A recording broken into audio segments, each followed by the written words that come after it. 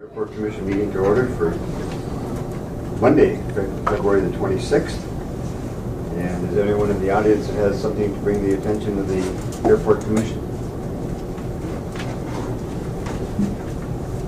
My name is Bill Neal. Yep. I wasn't here in the meeting in January. I was out of the country for that part.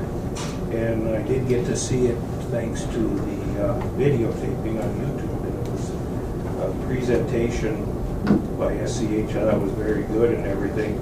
But there seems to be a predisposition that our airport's going to roll over and die if it is not left at 7,400 feet in length. And the triggering thing, they said 500 flights for the CRJ 200, and the other one, you know, was the big thing there. Sir, would you speak up? I can't hear you, sir. Okay, but has anybody done any performance or weight things other than maybe Mr. Briggs? I don't see him here today. On the CRJ 200 and the 700 performance out of here, because there's no way it can take off at max takeoff weight and land in Minneapolis because the flight's 40 minutes. The difference between the max takeoff weight and the max landing weight is so much, you can't do that. There's like 14,000 pounds. They'd have to burn off in 40 minutes.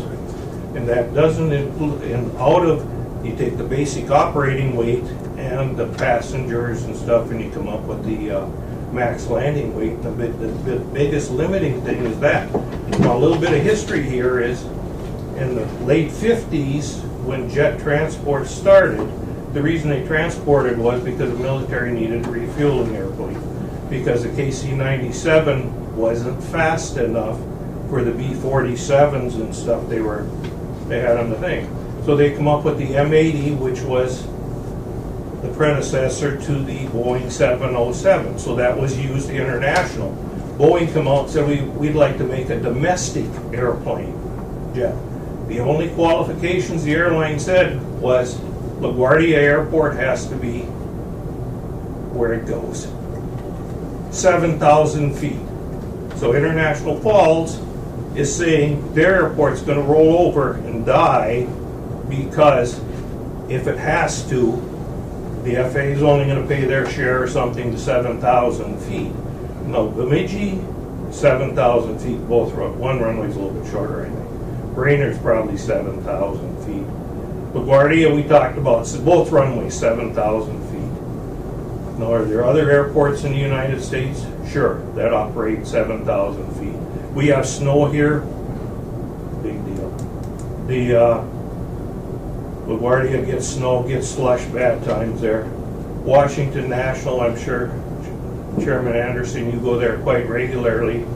That's only 7,100 feet, and you see the equipment that flies into there and operates. They used to have a range restriction there, but they don't have it anymore. So Alaska is running out of their 60 or 7,100 feet to Seattle with the Boeing 737 dash number, whatever it is. There's other airports around that are shorter than that. Lexington, Kentucky is 7,000 feet.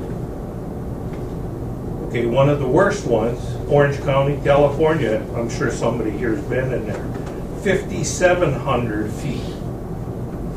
They operate the MD-80 737 757s into Orange County. Burbank, California, 6,800 feet and 5,800 feet with the ILS on the 5,800 foot one. Bellingham, Washington, another one there. Same thing. Alaska Airlines is flying under 7,000 feet. I think they're 6,500 now or something. They used to be shorter. And they're flying to Hawaii from there with that. We got a 40-minute flight out of here. Now, if you just think I pulled these up, went around and looked, that's a bunch of BS. I've been in the airplane on the flight deck at all these airports and many more that are shorter than 7,000 feet. And I believe to ask the taxpayers of this county and city to maintain, and if it costs significantly more to do the 7,400 feet versus the 7,000 feet that the FAA recommended for the thing in the presentation I saw after I came back. I think that's totally wrong. Now, you talk about, somebody said something going to dispatchers meeting and stuff. Brad Pitt and Angela, what's her name, had the big thing, they're flying Gulfstream. On Flight Aware the other day, I looked at a Gulfstream, left Los Angeles, non-stop to Athens, Greece. Now, most of the ones coming in here for customs, the biggest part of their trip is over if they're coming from Europe. They're going, farthest you can go to Seattle, if they didn't want to clear up Boeing Field or SeaTac there. San Diego, you can go straight down to Dallas. You're not going to have any Eastern people are going to come in another way. But to say that our airport cannot basically survive with 7,000 feet is baloney. Well, let me respond to Mr. Mio first, and the 7,400 foot was the expansion of the runway. The last time it was at 6,500, and we were going to 7,000. The zoning allowed us to go to 7,400, and we were able to secure the support of the Federal Aviation Administration and MnDOT to build the additional 400 foot. I can't say absolute, but I would say that the likelihood that it would cost the local taxpayers here anything additional would be, I don't believe is going to happen. We don't have enough money here, even with the monies that we are allowed to get from the FAA, we won't have enough money to rebuild the runway. And it's going to take discretionary monies from the federal government in order to do that. And that is going to rebuild it. To change it now would mean that you likely are going to have to change some of the operation at each end of the runway if you shorten it up. And the cost of doing that is probably going to make up the difference of keeping it at 7,400. So I don't believe that my years of experience here at the Airport Commission that it's going to cost the taxpayers of International Falls and Koochisin County any additional to have 7,400 feet versus 7,000. May I ask the gentleman a question? First of all, let me identify myself. My name is Dan McCarthy. I was born here in International Falls here, and grew up here, graduated from high school here. I also owned and ran the largest single office travel agency in the Twin Cities for about 20 years. And my market was primarily the commercial market. Dayton Hudson Corporation, Medtronics, FMC Corporation, the state of Minnesota. Obviously, you have a great deal of knowledge about what has gone on here in the field of air transportation. And I wonder, for the benefit of everybody here, and particularly myself, whether you would identify yourself and give me a little synopsis of your background, because I am vitally interested in seeing that we do have continued air service up here and doing it on an economical basis that is affordable by the community.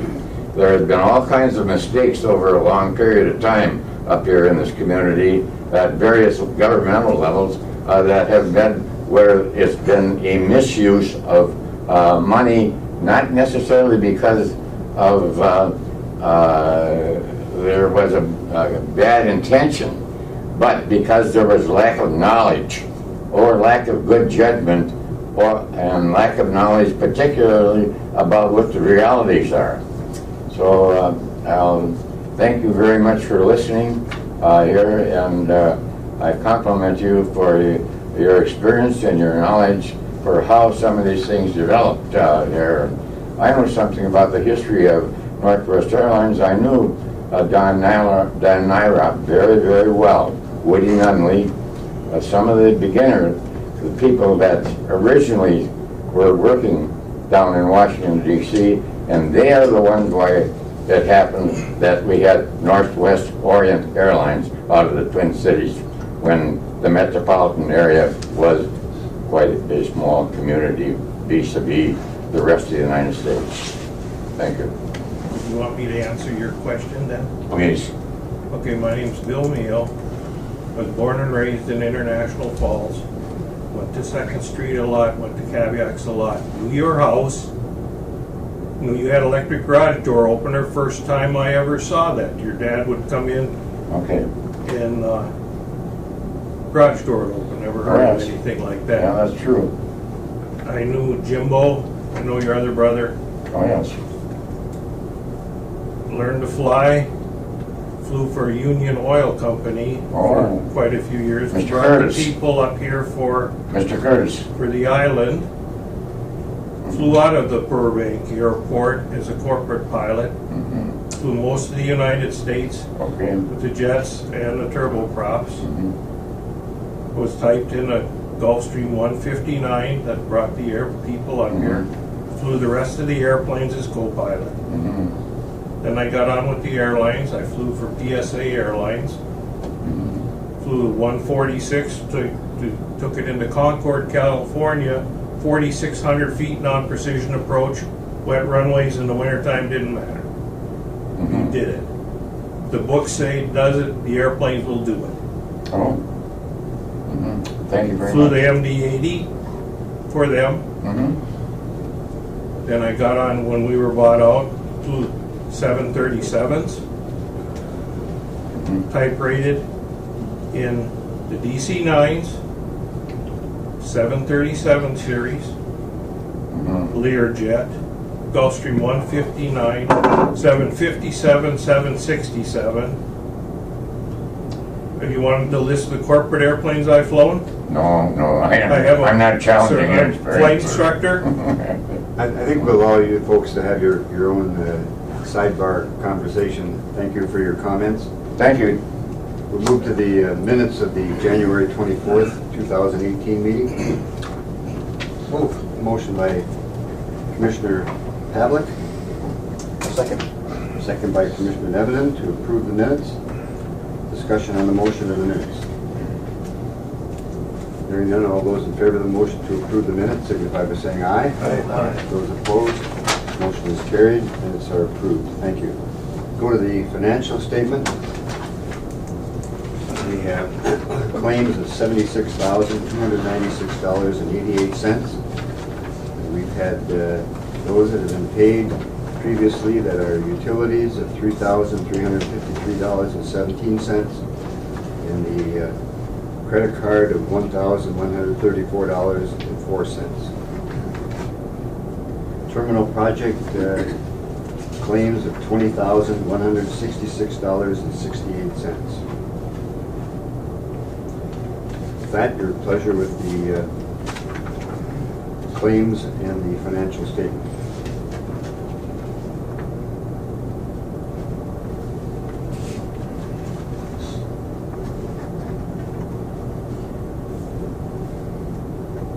I will move on the claims and financial report as presented.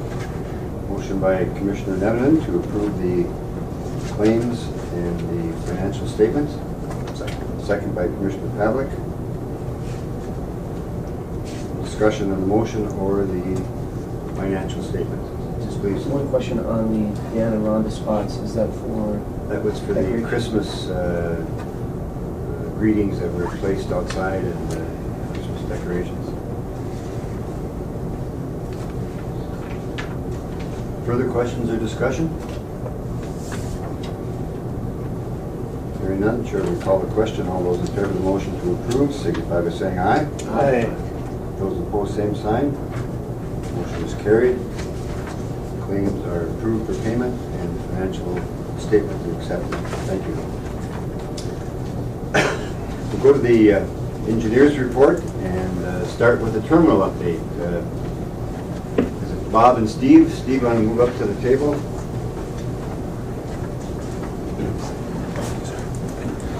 Bob, you're still with us? I am. I'm here. All right. Who's leading here? I think I'll just let Steve lead. It's all about payments and change orders for phase 2 and then, or phase 1, and then I can give you an update on phase 2. Very good. Steve? Fair enough. We are working through sort of the phase 1 final payout, if you will. We hope to have that final ready by now, but I think we're going to end up with probably one more. We also retention, and I've got 2 more change orders I'm negotiating with 2 of the contractors. Hope to have those resolved this week. Hammerland and Davis. Should be able to have a pretty good recap here in the next 2 weeks to get final dollars and people understood, but the payout that you're seeing today, the remaining retention dollars are real close to where that's going to end up. With these final change orders, it could be $1,000 that are added to that next payout. Not really allowing anybody to bill for the retention dollars until they've provided all of the closeout documentation that they need, from punch lists, as-built drawings, O&M manuals, those kind of things. So if you give them the money, then it's even harder to extract the information that you need. So, Human nature being what it is. yeah, so bear with us. Trying to use that as leverage to collect final documentation. Working with Tracy Schmidt at FAA to go through change orders we've submitted to her thus far, so she can kind of work through percentage allocation that they feel, they would apply on the federal side. She's getting back to me, I hope really this week, with some of that information. I've got another series to submit to her as well. I had some discussions last week with Tracy, both on phase 1 and phase 2. She's trying to get the documentation, I guess, put together, probably more of what the specifics are to that, but things are going well.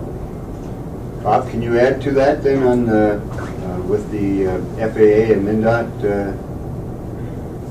Yeah, some of that has to do with the PFC application that we're also working through. So on phase 1 and phase 2, the FAA has looked at they're looking at eligibility for all the different items. One item that has come up is winter conditions, and the FAA is so far deeming that winter conditions are not an eligible item. The reason they're giving for that is that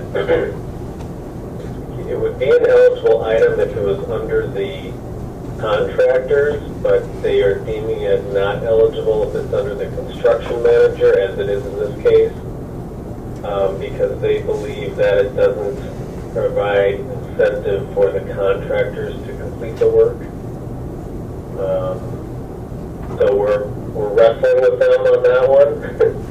And then there are a few other items that they're looking at as far as what's eligible and what isn't, and then of course working through all the change orders.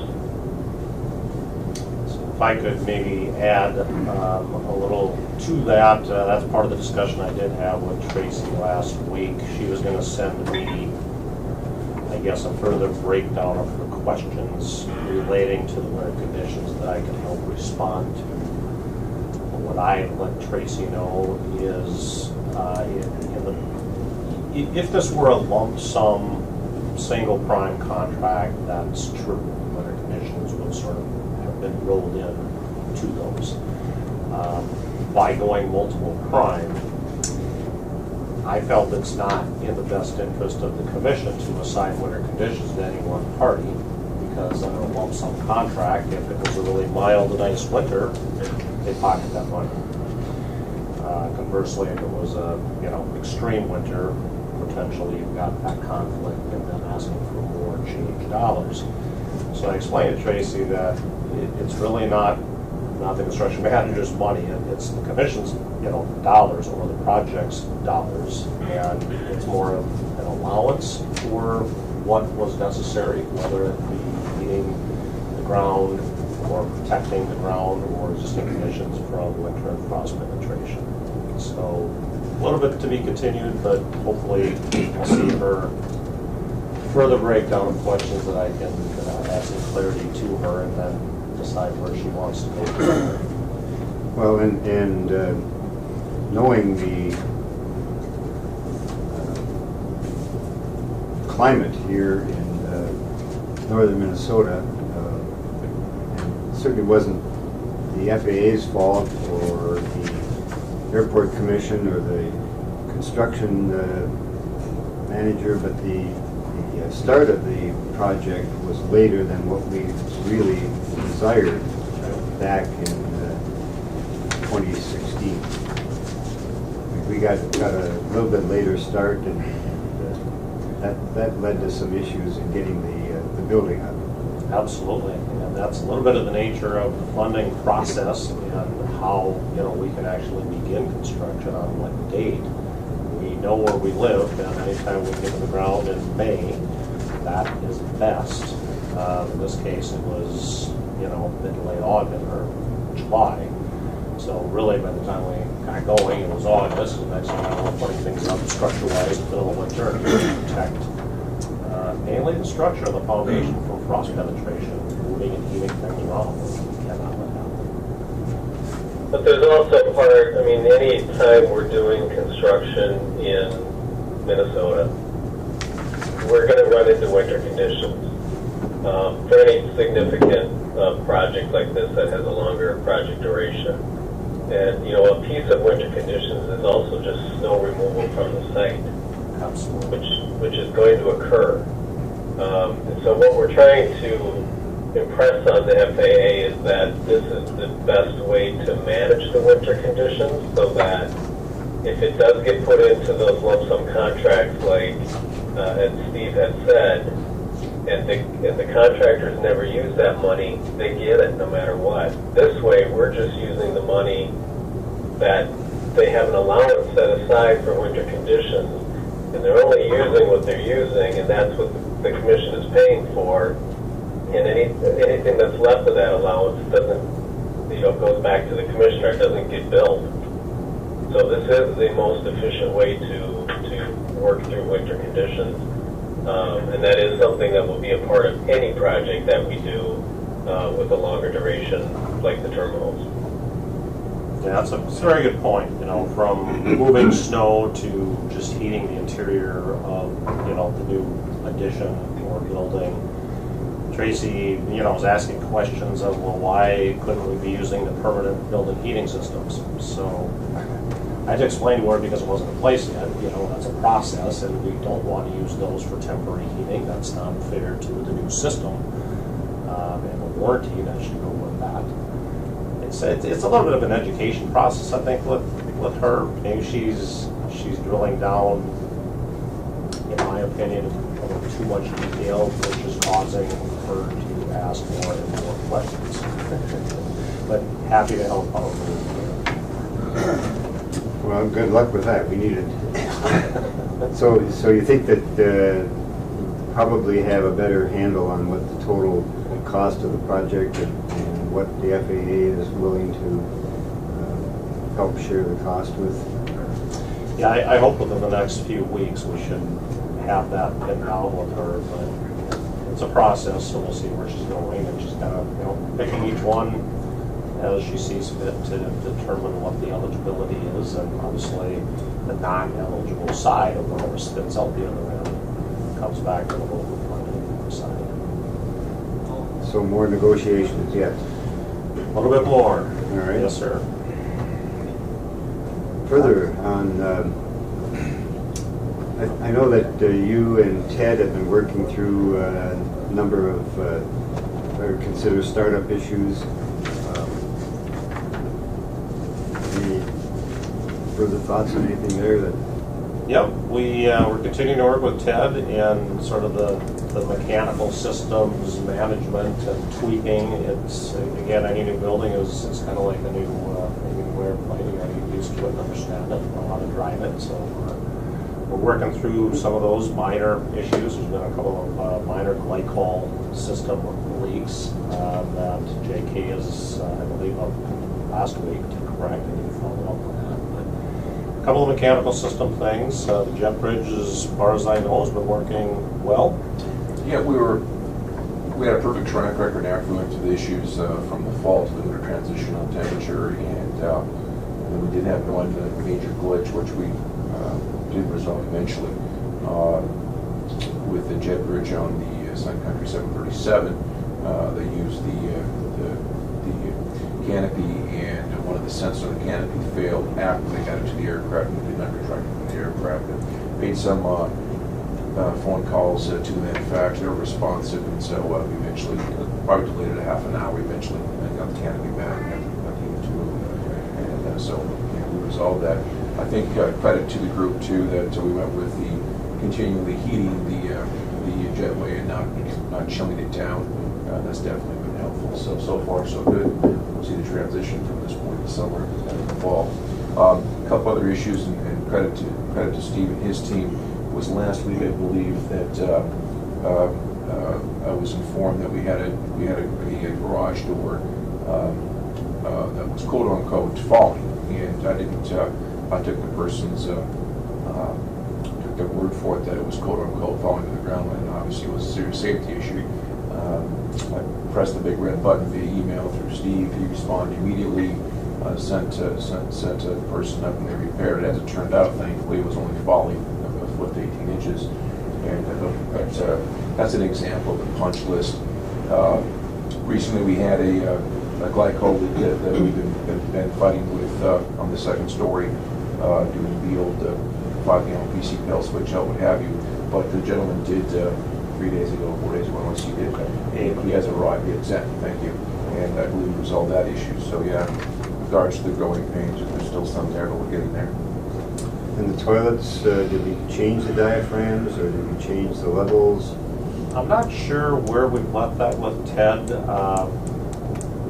We certainly, suggest doing that to a larger diaphragm if you wish. Yeah, we And I guess my suggestion was to maybe work locally with Shannon's or somebody that is here that's been paying, travel time for JK, for instance, to come up and do that.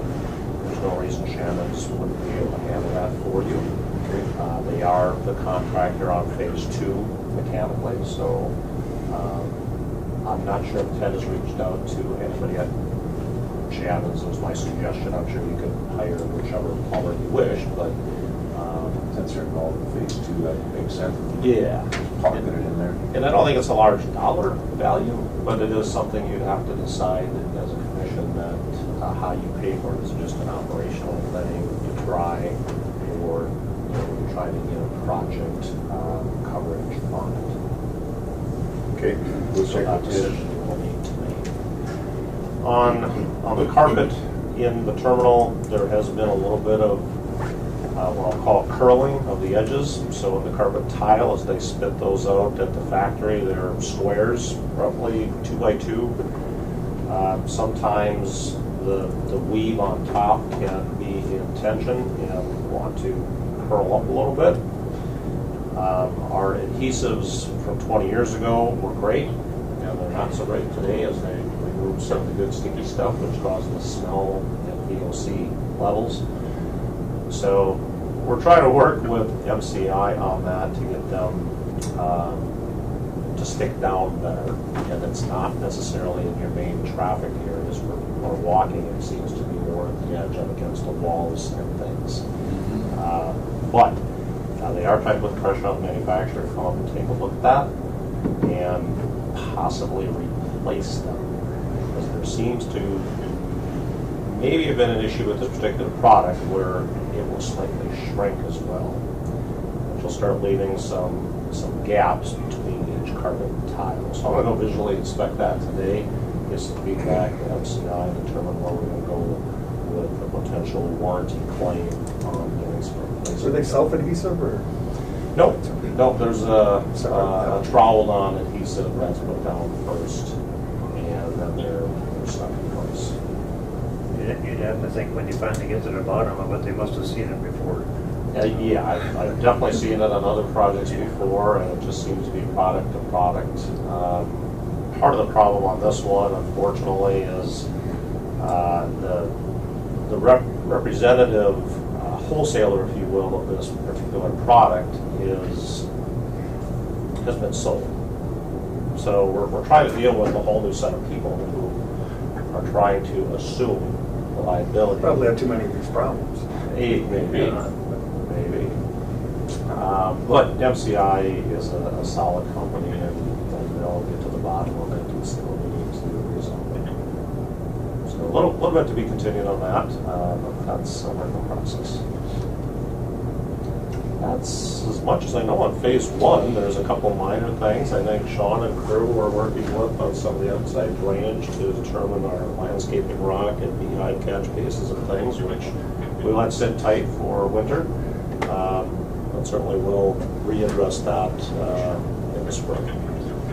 If I may, and I'm assuming Steve and Bob, you're aware, or it was brought to my attention, apparently we have a new supplier for the walls, for the exterior face on the walls. Is that correct? Please Correct. share. That is correct. So your main exterior wall construction is a prefabricated, precast concrete wall panel. Phase one was done by Fabcon down in Savage, Minnesota, and shipped up here and erected, and that's what you see. In phase two, Fabcon elected not to bid, and a different manufacturer, Moline Concrete Products, is low and intends to be awarded the project. So they've been working through their samples to try to match up the exterior finish to look exactly the same. So they've done 2 samples, I think. They might be on our 3rd. Rick, did he bring that up last week? Correct. Week before. So there's a 3rd sample we're hoping is spot on match that we can have people take a look at and feed that back to Bob and Estimate Alliance, get that approval to get those folks running with their product. Very good. Further questions or? On a project like this size, until all the punch lists are completed, do you hold back like 5%? Is that the number? By contract and by Minnesota state law, it is 5% throughout the project. We're happy to reduce that once we reach completion and reduce it to a value that protects you, the commission. And we usually take that times either 1.5 or 2 times the value of what we feel is the issue and remaining. So if they've got $5,000 worth of stuff, we feel we'll probably recommend holding $7,500 to $10,000. And even after the project is completed, is there a certain percentage held for like 5 years or 10 years? None of that is just. It's not, and that would be just strictly switches, that's the difference between a punch list and a warranty. Yeah, okay. So once they complete their contractual obligation, they are due any dollars that are owed. Thank you. Please. Regarding the terminal, Kyra, did you have a conversation with Cody regarding the sign of this deal? As far as, I just gave them the go-ahead, so then to reach out to you and Okay. Rick or Steve to move that forward. And clarification, remind me, were they installing? Was that, I'm trying to remember the discussion on the. From what I recall, we were gonna see Rick Wood because he did the previous signage. That's piece what I of it. remember. Okay. Yep. And I'll make sure Cody gets your thank you. We certainly did offer that up, if that seems to make the most sense. To me it does. Rick will be here anyways in phase 2, so no reason he can't take care of that. You're sort of buying his time already. Why pay more than somebody else install? Very good. Other than that, reminder for me that on the punch list items and holding limit of dollars, unfortunately, we'll have a decision to make. I don't know how this relates to closing out phase one. We have an asphalt contractor that has a punch list item. Obviously can't do anything about it in the middle of winter. We have lots of correspondence, or tried to have correspondence with them. No reply. I suspect they leave and go somewhere else for the winter months. We've tried sending certified mail. That's come back unsigned. So there is some asphalt, we're not happy with, I guess, mainly on that southeast side, that we're gonna have to wait. Steve is generous in his description. I'm trying to Yes, you are. So it's gonna have to wait until spring, and I suspect they'll, get back in action for their summer construction months, and pressure on them to get that done, but I'm not gonna recommend paying them in full until that is resolved. So I suspect that's gonna tail into June. We wouldn't pay even if you did recommend it. Yes. We need a completed project. So just know that that's also sitting out there. That's kind of the only, I guess, odd part of the sort of finalizing closeout payment process. And Mr. Chair, realistically, that can't be done until it represents the function of that business, but we have to have it correct. Correct. Thank you. Okay, very good. Bob, anything further? Yeah, I have some updates on phase two. I did submit the pre-design report on February 16th, so that is currently under review. Part of the bond requirements, we're getting some other items to Don Berry, and he's submitting those to MMB. A few things we need to do there. We need to get the contractors for phase two under contract. So I did talk to Steve about that, and maybe Steve can give an update as to where we're at with that, but we will be issuing the contracts to the contractors for phase two. And part of that will be contingent on the receipts of the bond funds before they would initiate any work. Yeah, correct. So we've been, I would say, holding off, but not in a hurry necessarily to issue them out. The last couple of months, just waiting for the final state bonding funding to get put in place. Now we're moving that up to the front burner, obviously, so we should have all the contracts issued out to the prime contractors for phase two this week. Our goal is Wednesday. I'm going to shoot for March 9 to have them back. Might be a little aggressive, but we'll see what we can do to have the contracts, the bonds, the insurance, compliance forms, Buy American, all the things that we need to collect from them for the Snowden FAA. So part of that, we'll have to work through signatures and things with you as well to get them, fully executed. That's ultimately what we want to see. And there's going to be another piece of that. They're also asking for a building permit to be submitted. That will come at a cost. So we're going to have to determine, now we're going to have to spend dollars on phase two to buy that permit, unless there's a way to work with the city as who issues that. If they're willing to issue the permit without payment, that would be fantastic. So we can try to work through that and then get them paid just as soon as the state dollars are in place. So we will need to work that through, and let me know if there's anything we can do together, or I'm happy to give a call to the city and work that out. Well, given that the city is the fiscal agent, it would make sense for the city just to hold the claim till the bond money is available. That typically a percentage of the overall project cost, that's how they determine the value of the permit? It is. It's mainly to take care of the inspections. We've agreed to have the city do, on phase one, we'll do the same on phase two.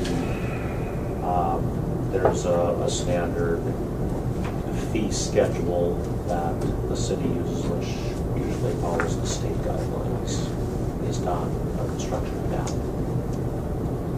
And the state gets some share of that too, so. There is a state surcharge that is applied to that as well, correct? I will raise that with the building inspector and the city administrator. Fantastic. Translation, everyone's got their fingers on this. Yeah. So to Good that, handout. to that end, I guess we're starting to gear up. Yeah, lots of work behind the scenes, and, you know, I continue to talk to all the contractors and say, we're getting ready to go, we can't spend money yet, but anything we can do to prepare for the project, that's what we're doing now, such as Moline working through their precast samples. Thor probably knows we did send one of the temporary trailers to the site for one of the 3 folks that are in need of that, the Weather Bureau. They and the federal side wanted to see the trailer in place, so they, I don't know, could go look at what it is they're going to move into, and we said that's fine. So we have sent that. We won't, you know, send any bill for that until the project obviously is 100% funded and go. The other 2 for TSA and Customs, we are having discussions and coordination calls with them to be sure they're getting what they need for their people and technology, data, power. TSA will need a little bit more. They've got more people that will be using that trailer, so about a 36-foot trailer, probably some additional cold storage needs that, you know, maybe we send another Connex box, or maybe it's a 16-foot trailer like we had previously on phase 1. Part of the request, we would ask that here today. They're aware, certainly, that there's an unused car rental office within the new terminal, and they would like to use that, if possible, for their temporary break room. They put a table and chairs and a refrigerator, a full-size refrigerator, which would then free up some of that space. They'll have 6 to 8 people. Picture that in a 36-foot trailer that is kind of cramped. So if the commission was so willing to consider that, I can leave that back to them with the SRO. Kind of right now, you're trying to work through some of the, how do you collect rent from them on a temporary basis. So I'm kind of working with you on square footage of trailer sizes, or we can look at the, the size of that room. And I reached out to the gal that I'm working with, the lease specialist at GSA. She was checking with TSA to see what exactly they need. She just got back to me this morning, hadn't heard back from them yet, so it's kind of, what the commission decides if they want to move forward with it, or and then again, how we want to handle those payments, because they're not comfortable paying the same rate as they're paying now, but being moved and forced to move and everything. So they'd like to see a decreased rate for the temporary time, and then we have to determine the new rate once they move into the new terminal as well. So they want to get that lease going, and so that everything is taken care of. Okay, we have that on the agenda, and so Steve, do you have a copy of that memo, that paragraph? It's part of the Yeah, package. so we'll come back to that item. Okay. But continuing on the discussion on the, so you brought in the trailer for them to see. Weather Bureau, yes. Right. In the old terminal, there's some items that we need to remove. And what kind of a timeline should we be looking at to have that done? I'm sure. So our intent is still, provided, the state bond and everything falls in place over the next 6 weeks roughly. Our goal is to mobilize mid-April, finalize those temporary trailers, get the connections and data, power necessary for them, assist them in moving out of the old remaining terminal and into their temporary homes. And hopefully about May 1, roughly, that first week of May, have everybody vacating it out of the old terminal and start to decommission that and tear it down. So should we be by April, what, the First week of May. first That's week? fine. Have everything out of there by the first week of May, by May 1st? Okay. That would be a great goal. So April 30th is a Monday, so we'll look to have everything completed by April 30th. And I don't think the backhoe is going to be there on May 1, chomping at the bit. We know it's going to be a little bit of a process, so by mid-May, we really ought to have everything cleared out, emptied out, and be able to start tearing pieces down. Good? They will have to work through the electrical transfer. We've got a new electrical hut, if you will, vault that's going to be constructed. That'll be a process. So, we can only go so far in tearing certain pieces down until that's 100% transferred to the new power source.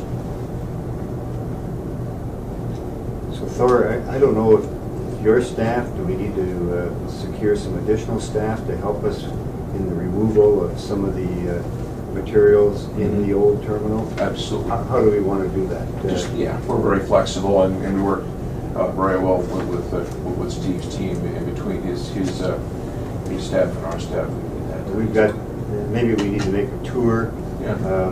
We've got 2 months to get this down, March and April, and we've got to find a place to store it. So go up there and have a tour and decide what all we want to take. Whatever it takes, we'll get it done as a phase one. And then back to, thank you, then back to the question about, that Steve brought up about the, is it the Weather Bureau or TSA that wants the break room in the... TSA. TSA wants the break room in the empty car rental space. Correct.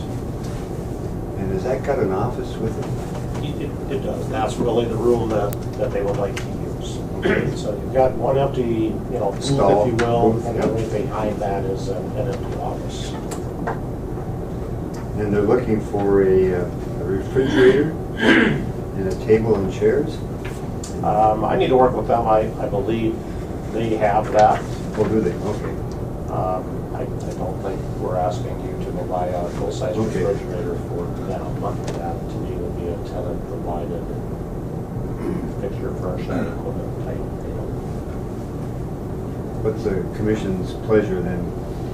Do we want to let them sit there, let them go in there, or we want to rent it, or? I know we're going to be looking at that issue in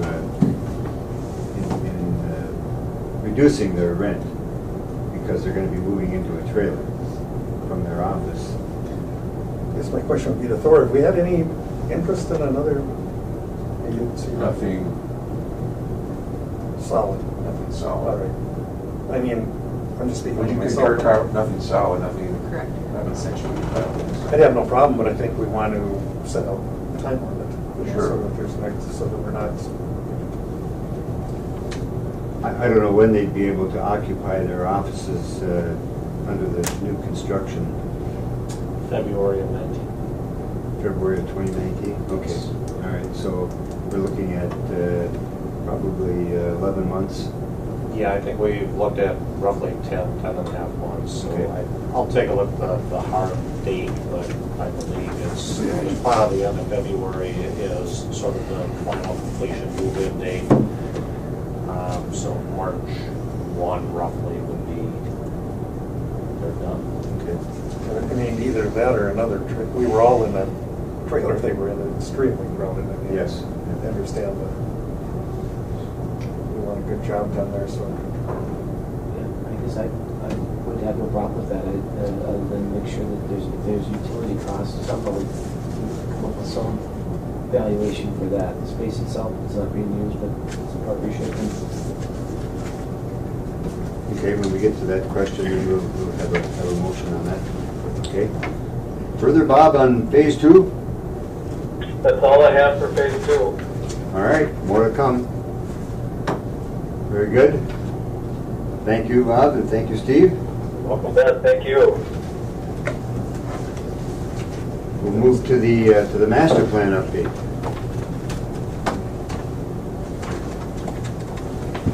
Some more. There's the power button.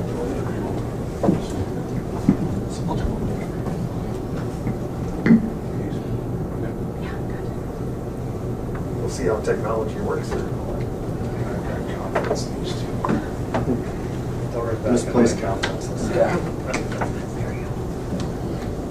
Take a moment to warm up. How's that, better? You're good at keeping us in the dark.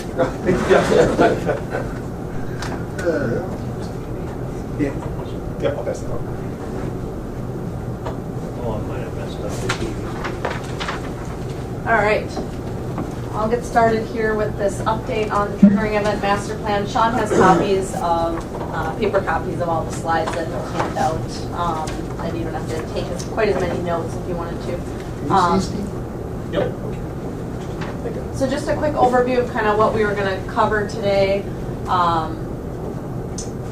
Obviously with 1331 kind of getting to the end of its useful life and needing reconstruction, this whole study is really looking at evaluating what are the runway needs, what do we want to reconstruct at that time, looking at phasing, and kind of doing some pre-planning for that project ahead of getting into design. So today what we want to talk about is a more in-depth conversation on the runway length and width justification, and update you on some of our cost research there and the discussions we've had with the FAA. An update on the obstruction removal for the runway 31 end to deal with some of the existing obstructions on that end. And then Sean is going to do kind of a deeper dive into the reconstruction of the runway, some proposed phases, some discussion on pavement material and phasing considerations, and then an update on some of the additional public outreach that we have coming up. So as we discussed last time, your existing runway is 7,400 feet by 150 feet. Through our outreach with SkyWest, SkyWest indicated that their required length for operations here at International Falls is 6,700 feet. And the CRJ 200, the width actually doesn't come from SkyWest. This width comes from the FAA based on that specific aircraft, requires 100 feet wide. But there is the likelihood that SkyWest would change to the ERJ 175 or a different aircraft that would likely require the wider runway, which is 150 feet, and that matches your existing width. One comment, even though the CRJ 200, which is your existing commercial service aircraft, per FAA requirements only requires 150 feet, there's several general aviation aircraft that come in here that require the 150 feet today. So since the SkyWest length that they provided for their required length, the 6,700 feet, is less than the existing 7,400 feet, what we then did was a cost comparison to evaluate, comparing reconstructing the existing runway at its existing length and width to reconstructing the existing length at a narrower width of 100 feet if we only wanted to accommodate the existing users, to reconstructing it to the existing width of 150 feet. And then we also evaluated reconstructing the runway to the 6,700 feet instead of the existing length. So we have some cost comparisons that we did to evaluate those different options. So the first alternative that we looked at was reducing the length on the north end. So we would reduce the length so that we would have the 6,700 foot long runway. Reducing the length on this end, we would have to relocate several navigating facilities. The entire ILS system would need to be relocated that serves this runway end. The approach lighting system, the Malzer, would have to be relocated, and the TAPIs would have to be relocated. Anytime we touch federal equipment on either end of the runway with these navaids, the cost is very, very costly with the reimbursable agreements that the FAA requires. You do have some state-owned equipment, which is a little bit less costly, but still quite costly to relocate. There would need to be new instrument approach procedures that the FAA would need to have developed to this new runway end. Also, the connector taxiway would need to be relocated to the new end. There would need to be an environmental assessment, that's an FAA requirement for the shortened runway and the ILS system being relocated. The airport would need to rezone to this new length. Also, the relocation of the Malzer system, because there's so much wetland area around the airport and around those ILS systems, would have wetland impacts with any changes to kind of the access roads to those ILS systems and the actual ILS systems in and of themselves, and the PAPI relocation. There would be wetland impacts from those items. Excuse me, did you put a dollar amount on, or an estimate on what that would? Yep, I'll have that in just one second. Yep. And then on the south end, the same thing, reducing the 6,700 feet.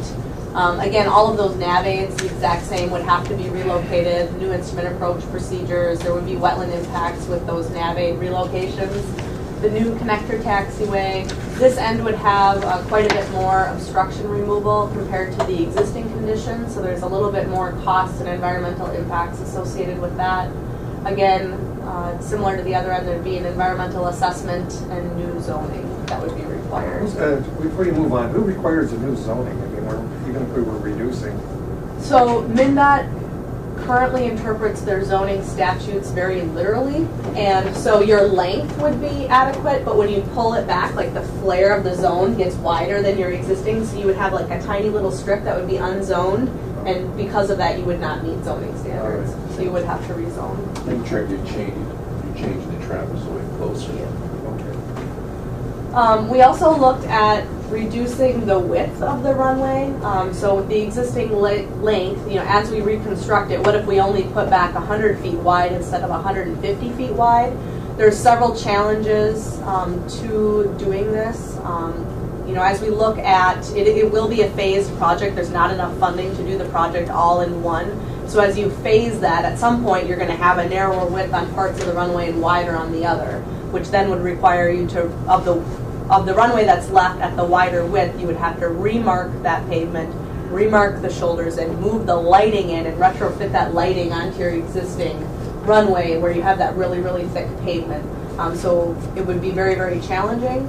Also, there would be some issues with the subsurface drainage continuity, as you're kind of doing things piecemeal that way. So the FAA agreed that, these are challenges with reducing the width.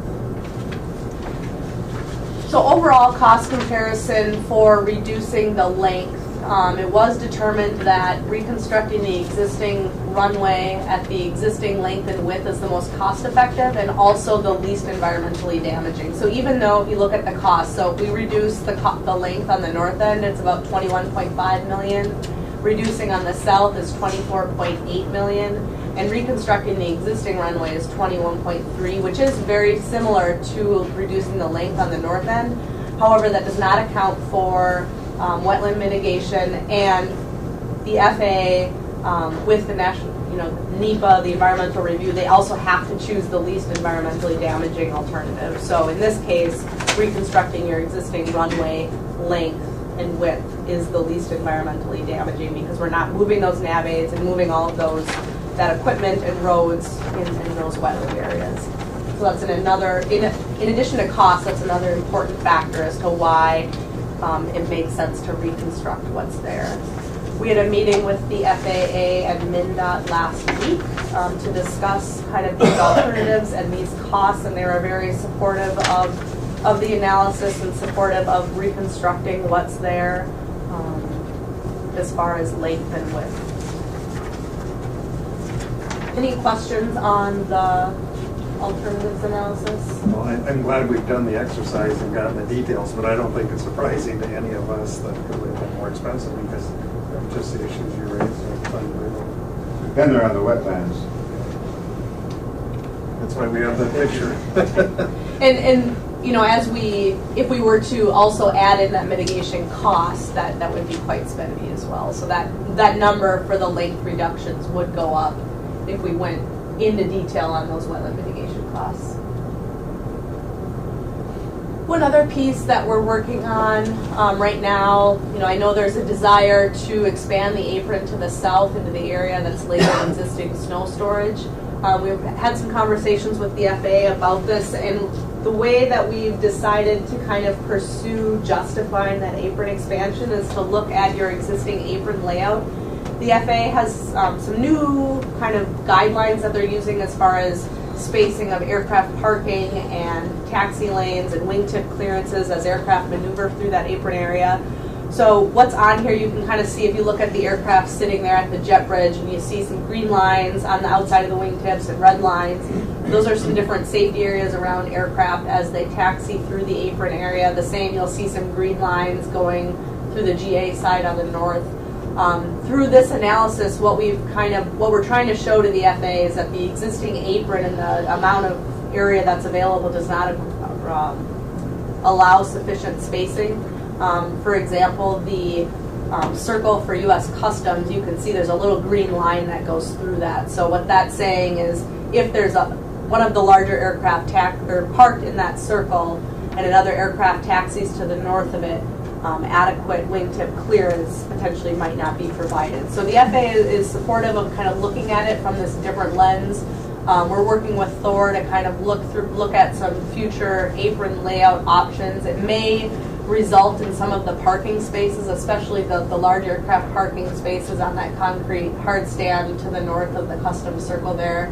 We might move stuff around a little bit, but hopefully through this exercise we can justify to the FAA that some expansion of the apron to the south is justified, but it may result in some aircraft tie-downs moving around. So when you talk about the tie-down, you're talking about this circle up here? Yeah, or if you see where the aircraft are parked just north of that, the larger jets. Yep, right there. Correct. And so then back to your, what does it mean that the red and green line get out here in virtually unimproved areas? That is actually okay. That's more of a wingtip clearance area. The wheel track stays on the pavement, as well as they have kind of they call it a taxiway edge safety margin. That's kind of a space, kind of a buffer beyond the wheel track that you would want to be on pavement. So that it's called the TOFA, the taxiway object-free area. That's what that green and red line are. It's more of the area that needs to be clear for wingtip clearance. And do they use the CRJ, or do they use any type of aircraft that comes in? I mean, if we have a 737 that comes in on an international flight, does that have any factor?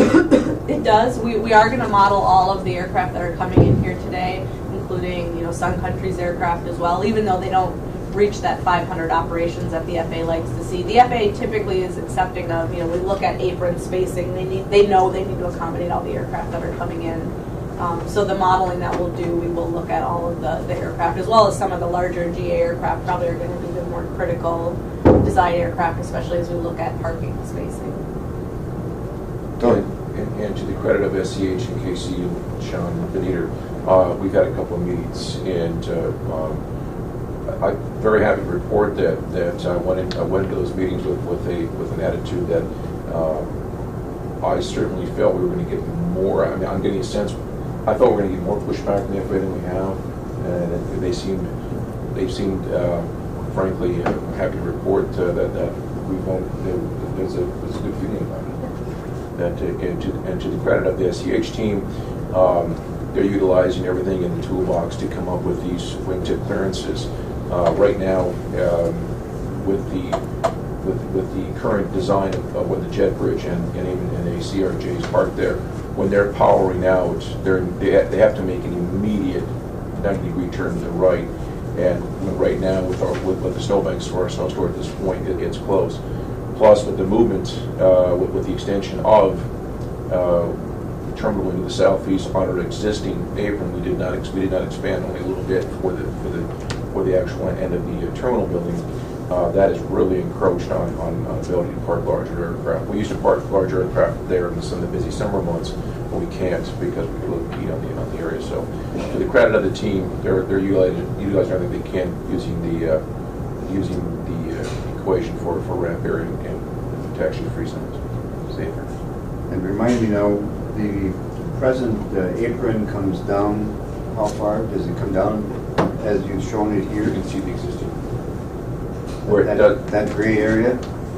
Yeah. This Correct. does come down to this end of the building at this point?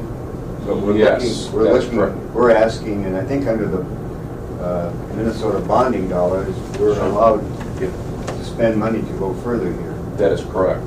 Yeah, I think we have a couple different schematics out there Go with ahead. the plan. So this has been built as part of the terminal to allow the tugs to go in and out of the building right there. So this is in place right now. The intent would be to move this out to approximately there. There's some, things we're working around, especially with the weather building and maintaining clearance up there. So there have been some initial discussions with that, but The weather building you're talking about, is this one down here? That is Yeah. correct. One of the things, just to kind of give you a heads up that we're looking at is that custom circle, kind of because of these spacing issues, may need to be relocated, but we're looking at moving it to the south, which hopefully will actually be an improvement to kind of be in a better location for the new customs office. We're working with Thor. We've got some kind of preliminary alternatives for him to take a look at, and we'll get some feedback on kind of some feasibility and preferences on those, and then we'll be sending those to the FAA to talk about at our next meeting. So hopefully at our next meeting with you guys, we'll have an update on the apron piece and FAA thoughts on eligibility. I was working with Thor, working for you. Good. Good. Yeah. Check. It's been nice so far. Thank you, Casey. Keep an eye out. Yeah. Another piece that we've been working on, we presented last time, I think the last couple times, there are some obstructions on the runway 3-1 end. We had some conversations with the FAA on, when in the phasing of the design and construction of this whole project does it make sense to take care of these. Typically when there are obstructions to a runway, it is a high priority item. The FAA wants them to be taken care of. You can see all the red dots are the obstructions that need to be removed. One thing to note, those are, for the most part, they're the high trees that were able to be seen from the locations that the surveyors could access. So as you can imagine, some of those forest stands are probably similar in height throughout. So it's not just those individual red tree points. It's probably going to be larger clearing areas on this end. For the most part, it's all on airport property. There's some areas that are within the right-of-way to the road, and then also some areas that is within an easement area that the airport owns. However, all of the areas are also protected by your airport zoning ordinance. So your zoning ordinance also does not allow trees to be this high. So there's a few different, protections that the airport has, or pieces in place to kind of protect for this airspace. So we do want to include an obstruction removal project for this end. As part of the project, or? Yeah, so we previous? talked to the FAA last week about when it makes sense to include that. One option, we could include it in this year's project that's coming up. One disadvantage to that is it would use up some of your entitlement dollars. There is a preference to include it in a discretionary year. So the FAA was accepting of kind of the proposal you see here to include in this year's grant, which would be final design for the phase 1 of the runway reconstruction project, that we would include the environmental review for this project, which should only be a CADEX. So it's just that an environmental checklist document. However, because there is quite a bit of additional heightened environmental scrutiny for tree removal lately on airport projects, the FAA has to do some coordination with Fish and Wildlife and some other agencies that has review windows that are quite long. So because they're not sure they could get that done for this year's grant, it actually kind of helps you guys by not including it this year. So you don't have to use up your entitlement dollars to do the obstruction removal.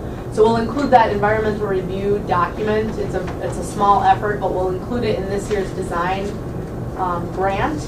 And then it would be bid in 2019 and included in your discretionary grant in 2019. So the actual removals won't take place until the winter of 2019-2020. There are some wetland areas in where their clearing areas are, so that requires them to be cleared in frozen conditions.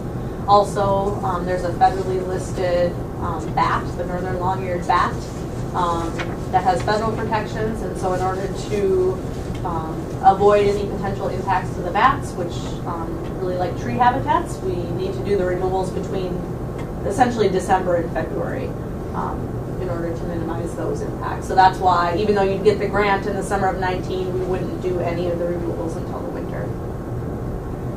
Any questions on the obstruction removal? Well, we were worried about stumps in that project, do you remember that? Anyway, funny how things change. Mr. Chairman, one question. I know that when the sidewalk on 332 wasn't completed, I believe it was because it was in the airport clear zone. I'm just wondering if that's considered an obstruction. And I apologize, I'm not at all of your meetings, but I'm just wondering if that's something that can be connected or if it would be considered an obstruction. And I think, I'm not sure which road you had there. That is County Road 332. Okay. And so that is the south end of the runway there. And I guess to the county members, the county engineer was wanting to take and run a sidewalk alongside of the county road there, and was not able to because of the FAA restrictions. And so I guess it would be well to raise that one again as to why we wouldn't be able to have that sidewalk there.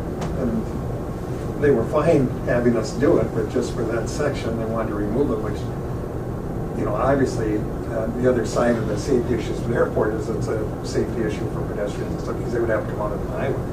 So I couldn't believe we couldn't find a compromise there, but Joe wasn't able. So was there never any sidewalk put in then at all? No. It doesn't start. Just, I mean, in the plan. There's a gap there. But it's not along the highway at all? Well, he still has it along the highway, but there will be a gap in that area where the FAA is stopping us from doing it, which pushes those people using the bike path out into the main highway, which is never a good idea either. We don't even know, you know, here again, we've got to get those plans approved at the state for our projects. And I'm sure they're going to look at that and wonder, does that make sense? Ken, your question is, does the sidewalk present an obstruction?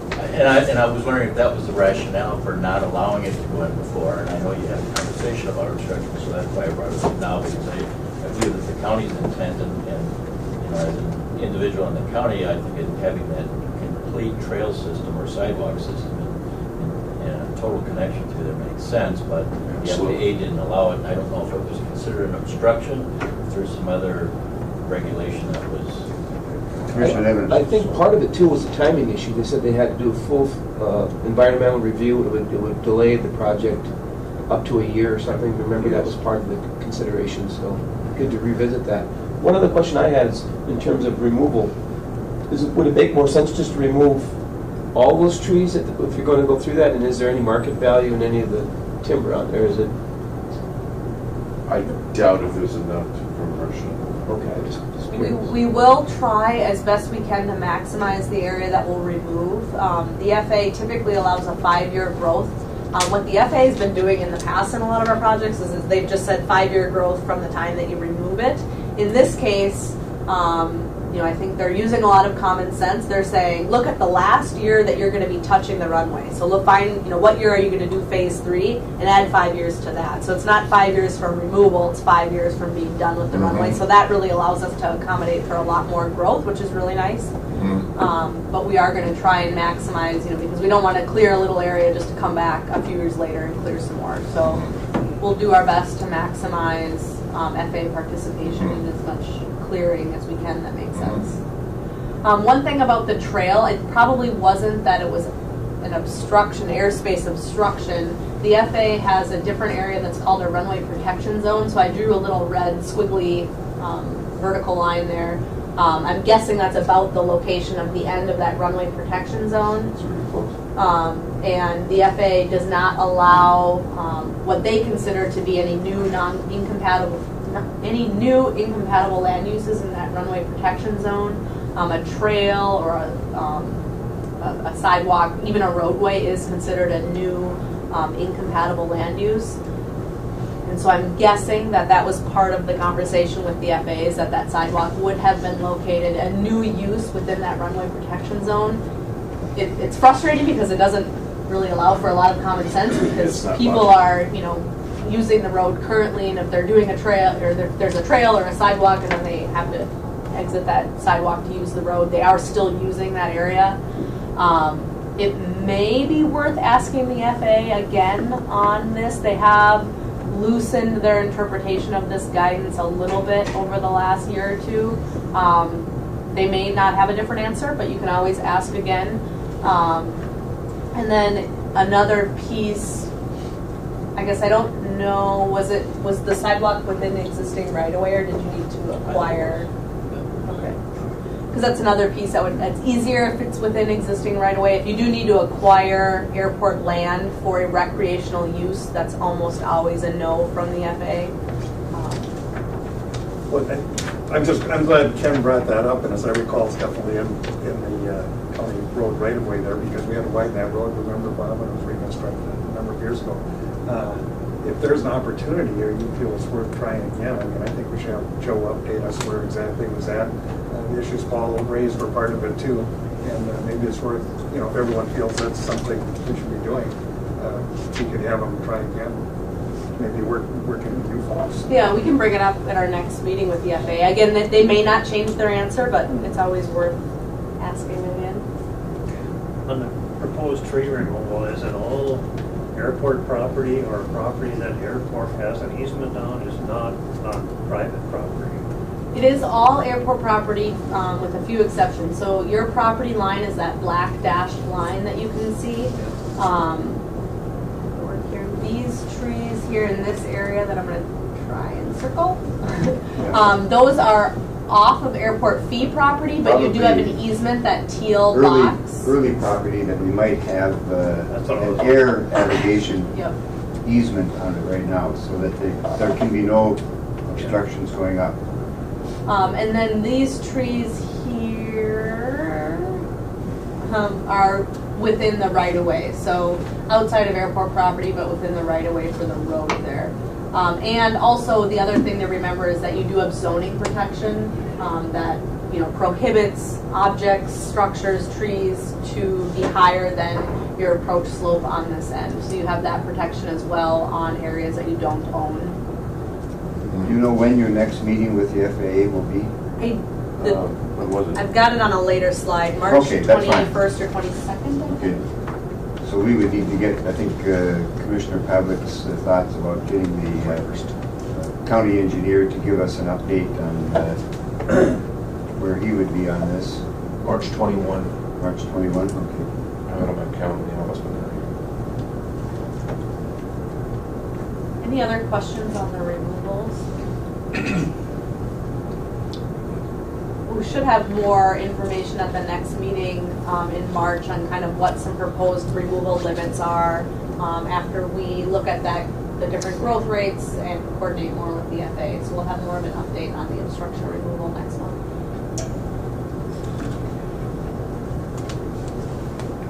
So with that, I guess we talked about that.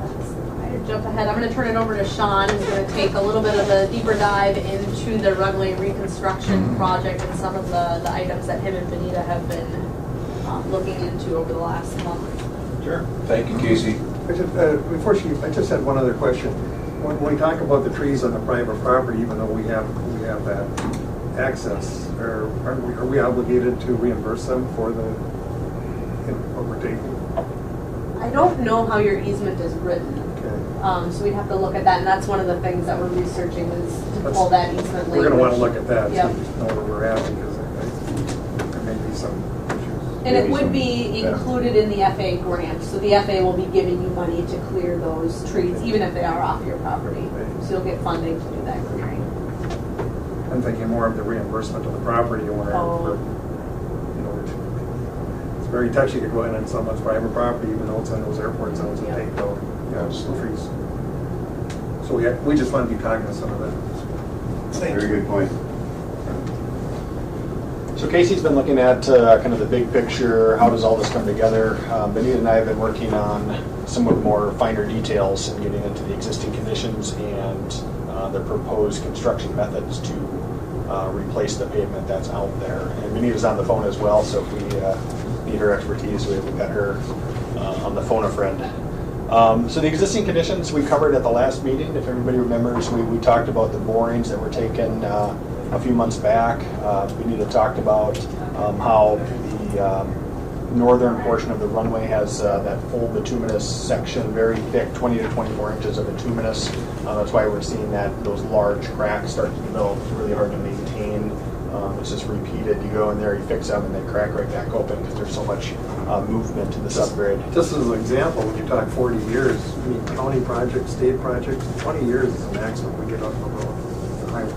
Yeah, generally with bituminous pavement, 20 years is your useful window. So there's been, I know, some overlays and some things to really make that pavement go as far as it can, and I think we're there. So the boring recommendation was to have a full reconstruction in the near future, and those thick pavement sections just aren't used anymore. It's a lot of cost, and it doesn't really provide you that much more strength, and it doesn't give you the pavement flexibility that you need for the subgrade that's out there. As we discussed, the south 900 feet is newer. That was part of the 2006 runway extension. It's actually holding up pretty well. It's in good condition. So as part of this study, we're moving towards the direction of recommending that we're going to have a phase project. So we'll probably do phase 1 and phase 2, and then take a break, and then come back and hit phase 3 once the conditions warrant it. So there's no need to fix pavement that doesn't need to be fixed. Your term, I don't know that I've heard, and maybe others have, the term rattling. What does that describe? So that's more on the surface. You're starting to see just FOD, different rocks starting to come out of the pavement section. It's just starting to ravel apart. The oil that kind of holds bituminous pavement together is binder. There you go. That's a good word. It's starting to come apart. So then your just surface is coming apart. You're seeing that in FOD ingestion, rocks, different things that are out on the runway that could damage aircraft, requiring more sweeping and things. So preliminary discussions with the project team and with the FAA and with Thor, we have basically broken this down into 3 distinct phases.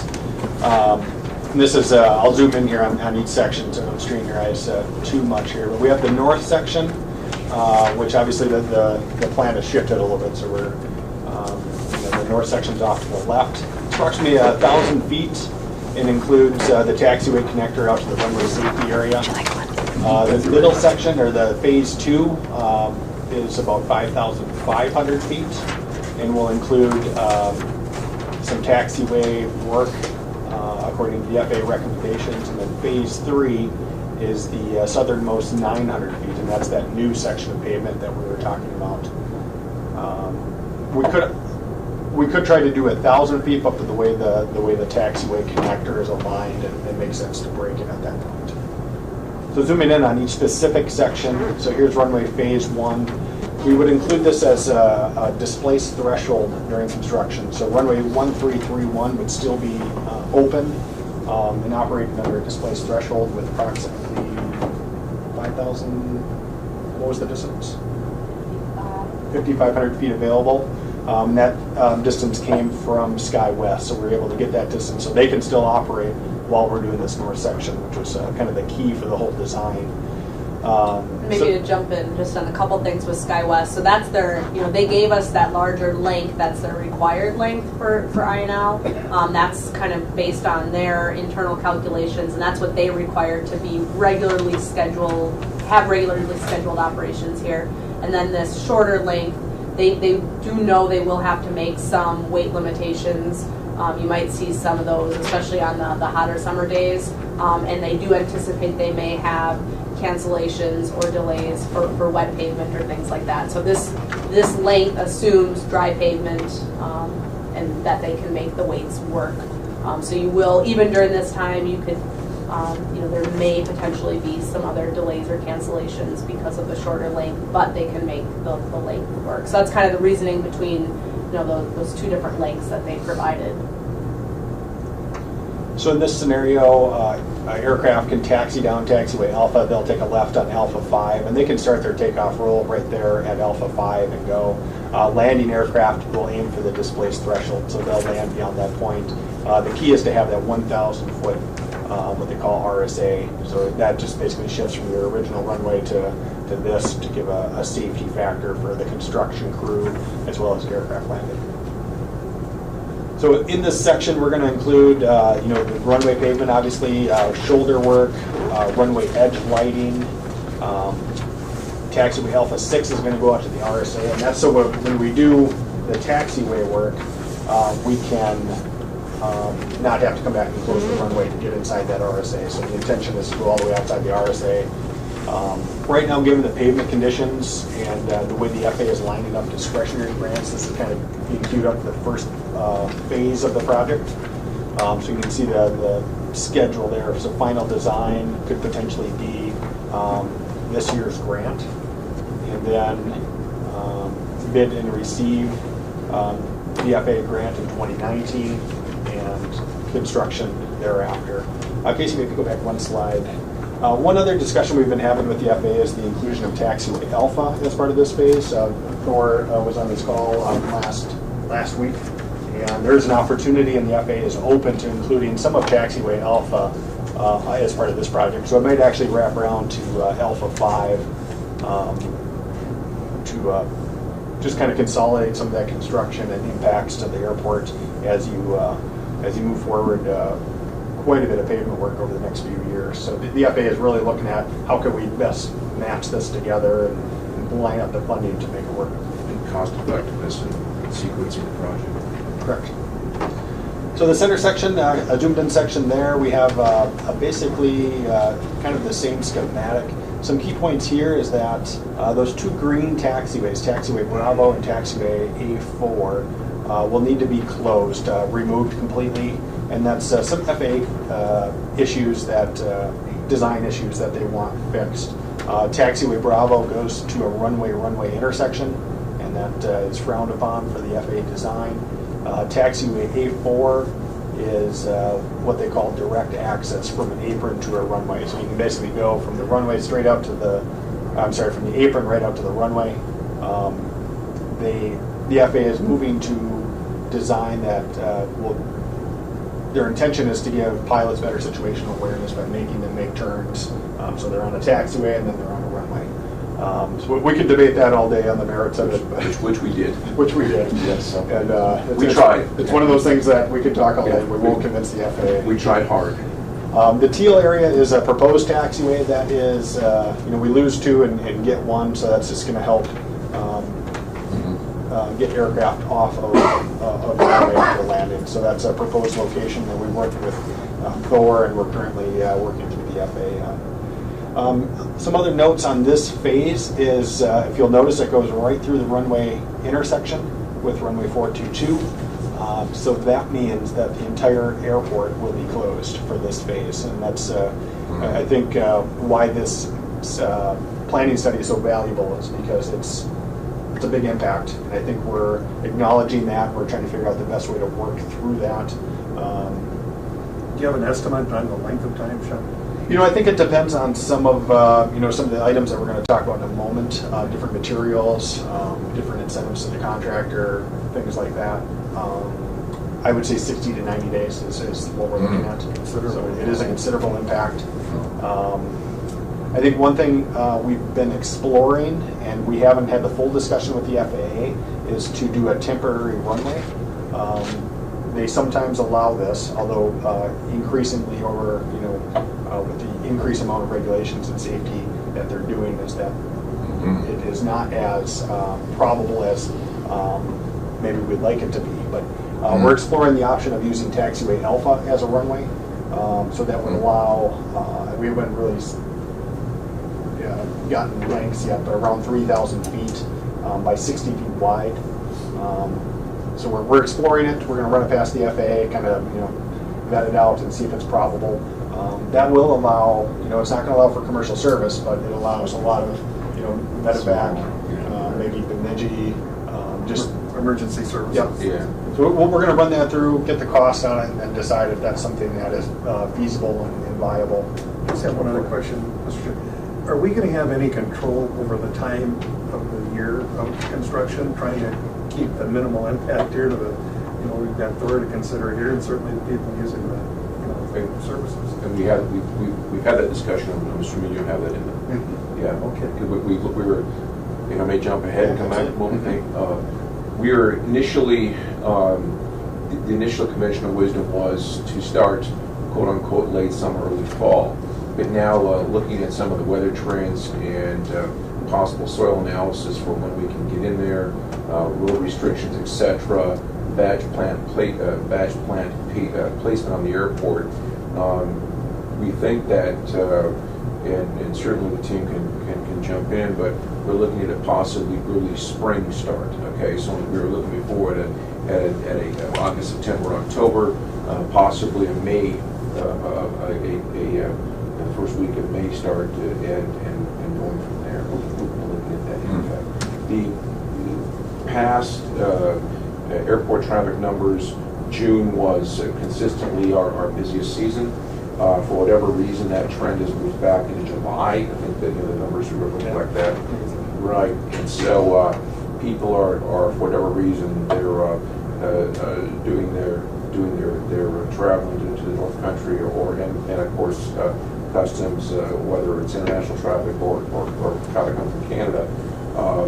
June used to be the big target. That no longer is the case. And credit to Sean, a lot of credit goes to Sean, his observation that he kind of threw that in the mix, and we've been discussing that possibly an early spring launch. Obviously, the captain obvious here preaching to the choir.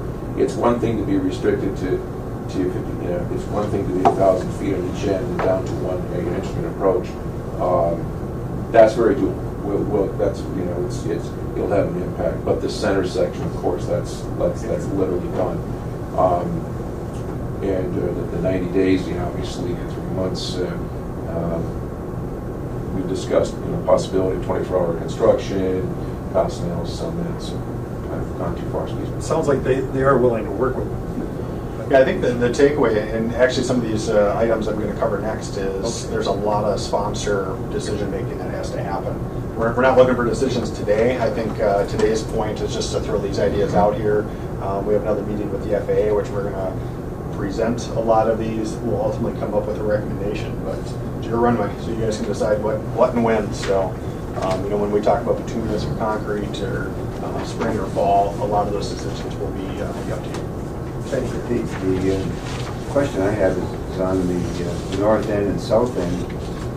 Is there any flexibility on the displaced threshold that we might do more of that center section and not have to have as big a displaced threshold? So if we could do, an extra 500 feet on each end, that would cut down the length of that center section and, maybe keep it down to 60 days. There could be some potential phasing. The RSA for all landing, I would say commercial traffic, we could probably delineate that. They need an RSA that meets standards. So you could potentially work in there, and it would get costly and it would be difficult to manage, I think might be the best way to put it. So you might save a little bit, but the cost would go up in order to remove that pavement and try to work in that area in between flights without impacting them. But the FAA does require, your cert inspector does require that 1,000 foot safety area. And then the definition of that is just level ground, no construction equipment, those type of things. So you could work in there, but it would be difficult to maintain that area for landing traffic.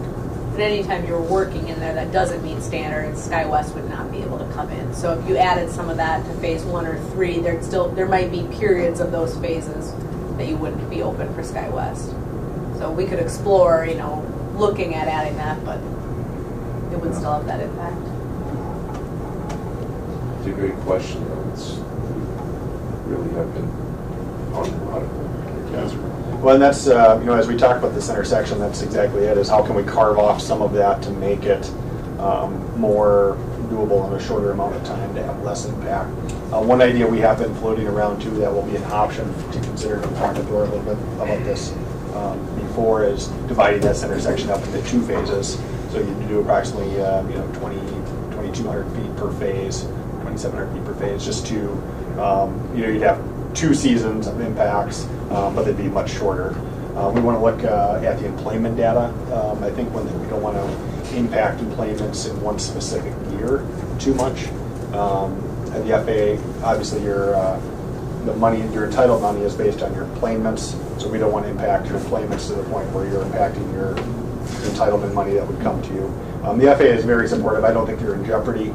They understand that unique events like runway reconstruction affect employments, but I think that's something we're going to vet out in our for our next meeting, is to have a graphic that shows your employments, your projected employment loss. What impact are we actually looking at by shutting down a runway in any given period of time? So as Lauren mentioned, we're looking at phases. And if I may, the other thing that one idea that we discussed was my thought process was, and we don't want to be shut down for a week, but if we're looking at that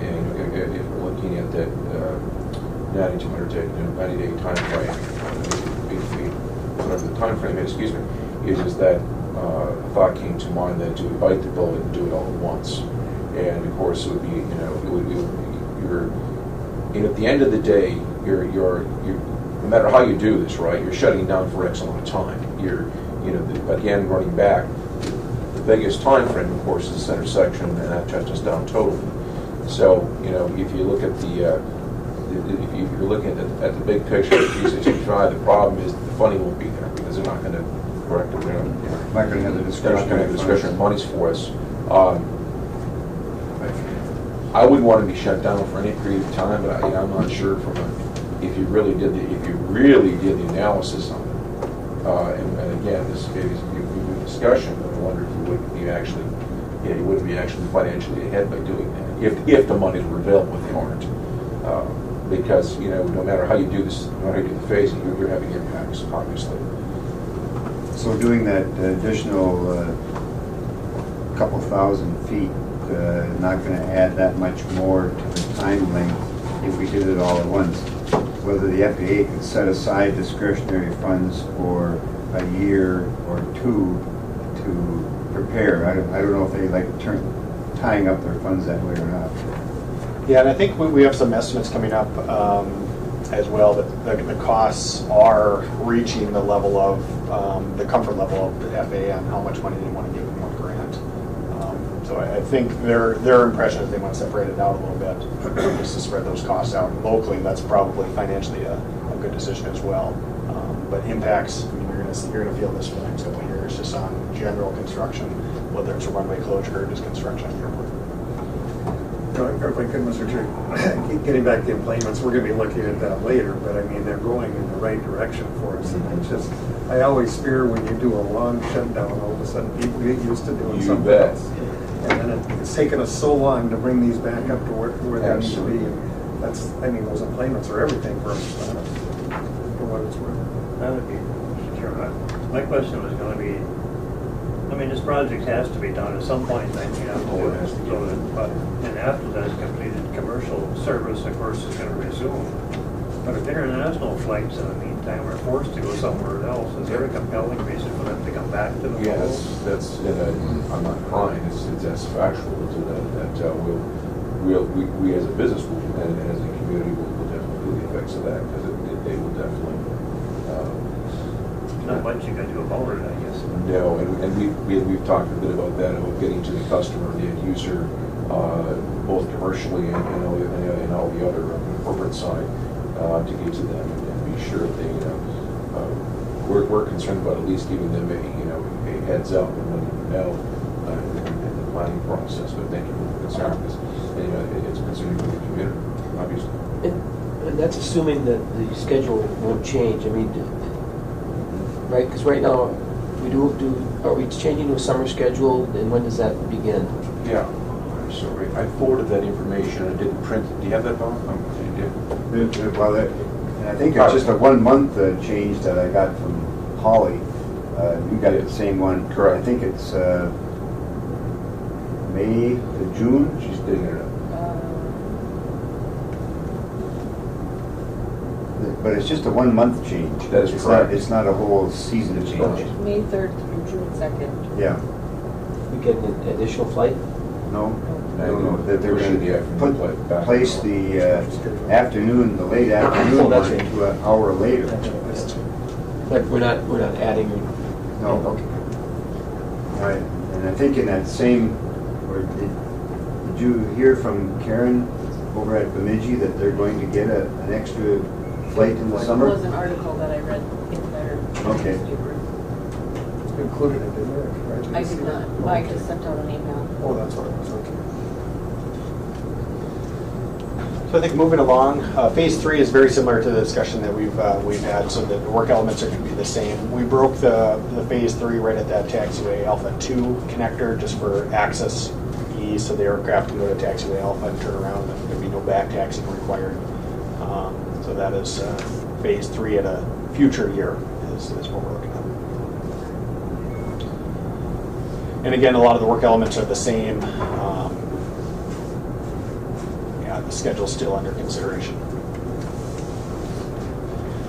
Another element of this planning study that we're doing is the life cycle cost analysis. So the age-old question, bituminous or concrete. We've been exploring the options on these two materials. We've worked with Thor, we've had discussions with Thor, we've had discussions with the FAA. What Benita did is she calculated the bituminous total cost present worth at 20 years to be approximately $21 million, and the concrete total cost present worth at year 20 at $21 million. So there's very little difference. What we basically calculated is that concrete goes, you're going to place concrete and it's going to be good for about 50 years. Bituminous is going to be cheaper. You're going to place bituminous and it's going to be good for about 20 years, but then you have to start doing overlays and replacements. So we wanted to compare both of them in a 20-year lifespan. They end up being pretty much the same. So the duration of the construction, so now we're going to start looking at different factors that could maybe make one product better over the other. Bituminous product pavement is, you can place that much more quickly than concrete. Concrete takes longer to set up, you got to wait for it to cure, so there's elements there. Bituminous, you can place it and maybe in 2 days you can be operating on it. Flexibility of construction, we feel that a bituminous contractor like KGM or Bowman or whoever it may be, they have more incentive to work at night and do maybe manage their schedule a little more aggressively. They can pave bituminous. If there's a light rain out, we can still pave bituminous. But if there's concrete, the water will, the rain moisture would affect the product. So there could be potential stop days, weather delays if you get into a rainy season. Long-term maintenance, I think it goes without question that you place some concrete, you don't have to touch it for quite a while. Whereas bituminous, after 5 years, you can expect cracks to start forming. You'll be back out there doing your annual maintenance, which is nothing to do with specific Dyonel, it's bituminous. That's just what it does. It's, as the pavement settles and moves, you'll start seeing cracks, and that's the product. So what it comes down to is an owner preference. We have, I think we're going to continue working through a lot of these facts. We're going to work through some more metrics, I think, to present to you at your next meeting. You guys can debate it for the next month and let us know what you think. So is FAA's decision point just in the life cycle cost analysis? Is that their only real concern? It is. If there was one that was more heavily weighted than the other, they would incline you most likely to go a certain way because they're paying 90% of this bill. So I think since it's roughly the same, they don't really weigh in one way or the other. So the fact that you would get 20 more years out of it doesn't weigh in their decision? It doesn't, because it's all based, they're able to normalize it with a certain time frame. So the time period, by giving a credit for, like the salvage value, if you will, of the concrete, and then the reconstruction of the bituminous, it kind of weighs out. So that's all weighted in that LCCA analysis. And back to your last slide, what is the real difference in the duration of construction? Is there weeks or? I think it, it would probably come down to specifically to our typical section that we would end up designing. Different, like the concrete product, sometimes you have to do like a concrete sub-base, which takes a while. I would say that you're looking at probably an extra 3 weeks for concrete. And that's without actually, getting into the details, but just from experience, I would say 3 weeks is probably the difference. The other factor here, I think, is to take a look at the climate, because as I recall from working with lake levels, April, May, and June have been higher rain periods than July, August, September. Yeah. And so just take a look at that so that we're not held up with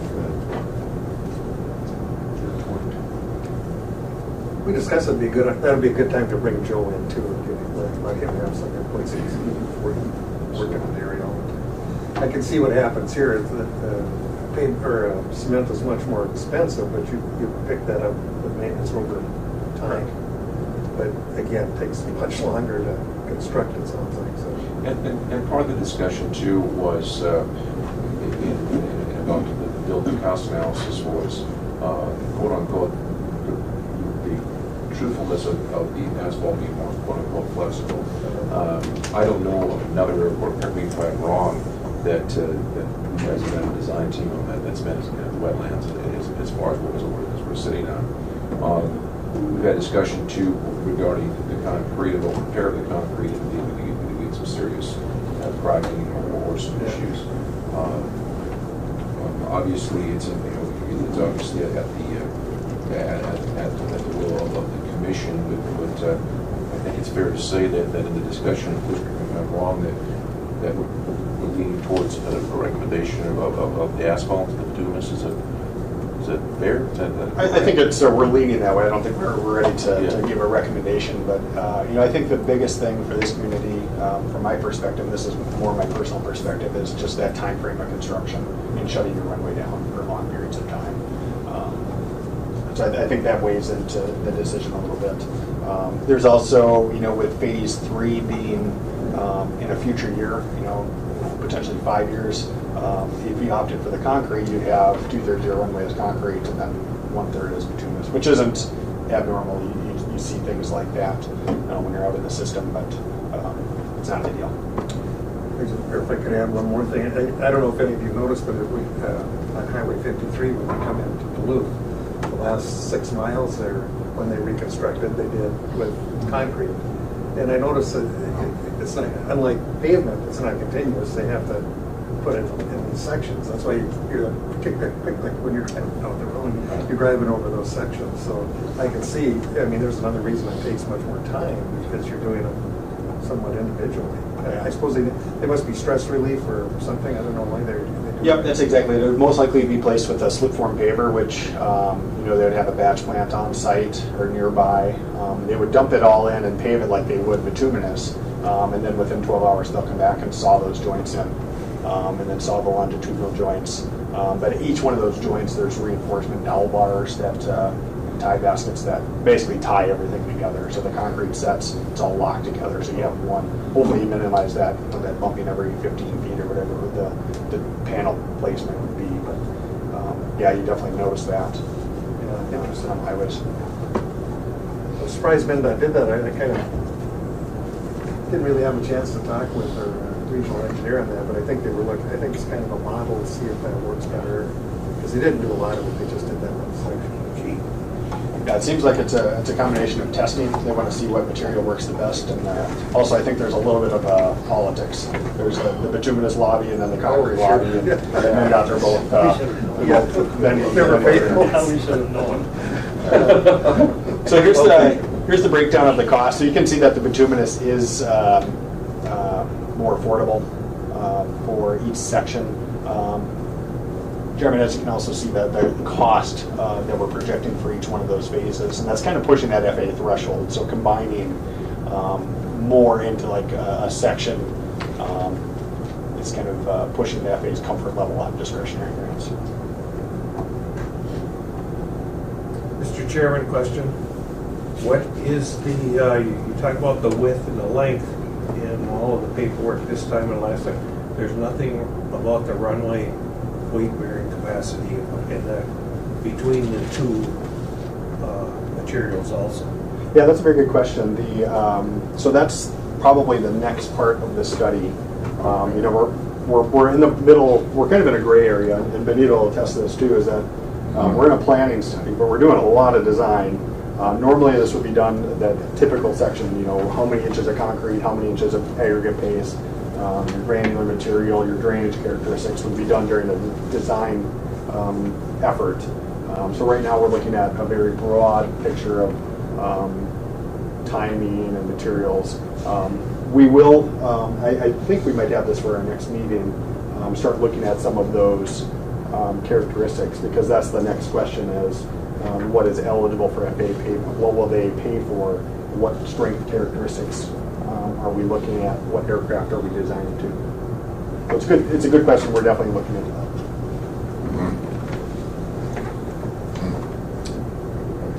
So the pavement material, we've talked a little bit about that. We talked about the duration, the temperature requirements, time of year. So all these factors are kind of coming in, and things to weigh as we look at what the best recommendation is for you. Available contractors, I think. So this is kind of an overview slide. I think we go into detail on the next one. Just flip to the next slide. So the duration of the construction, bituminous is going to happen more quickly. It's less labor intensive. Concrete requires that cure time. It's sensitive to the weather. Bituminous, we could most likely work at night a little more easily than concrete. Bituminous pavement, I think as you remember, the extension was paved on Halloween, as he always tells us horror stories about that. So you start getting into cold weather on concrete, and the costs go up quite a bit. It was a nice snowstorm, though. So, as you look at concrete, you want to look for a more favorable, part of the year to do that kind of work. Pavement material. So there are more bituminous contractors locally.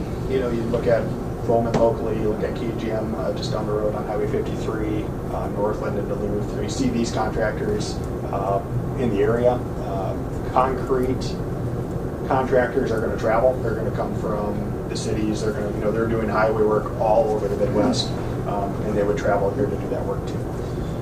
Batch plant versus bituminous plant. So a concrete runway would require a batch plant, and then a bituminous plant would be for the bituminous paving. Both would probably set up on a mobile site near the airport. Sizing constraints would vary depending on the material.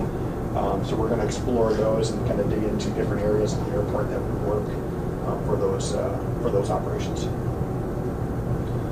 So, Chairman, to your point about weather, what we did is we actually borrowed this graphic from MnDOT, just looking at cloud covers. I think our next step is to look at precipitation, because I think that would be a very interesting component to add to the slide. But what this runway reconstruction project is going to do is it's going to impact your ILS approach, which could potentially impact ability for aircraft to use a displaced threshold. So this graphic just shows the percentage of time that, or probability that you're going to have clear weather versus cloudy weather. So you can see January through April, you're looking at more cloudy, and then you kind of clear up between May and October, and then you're back into the cloudy weather.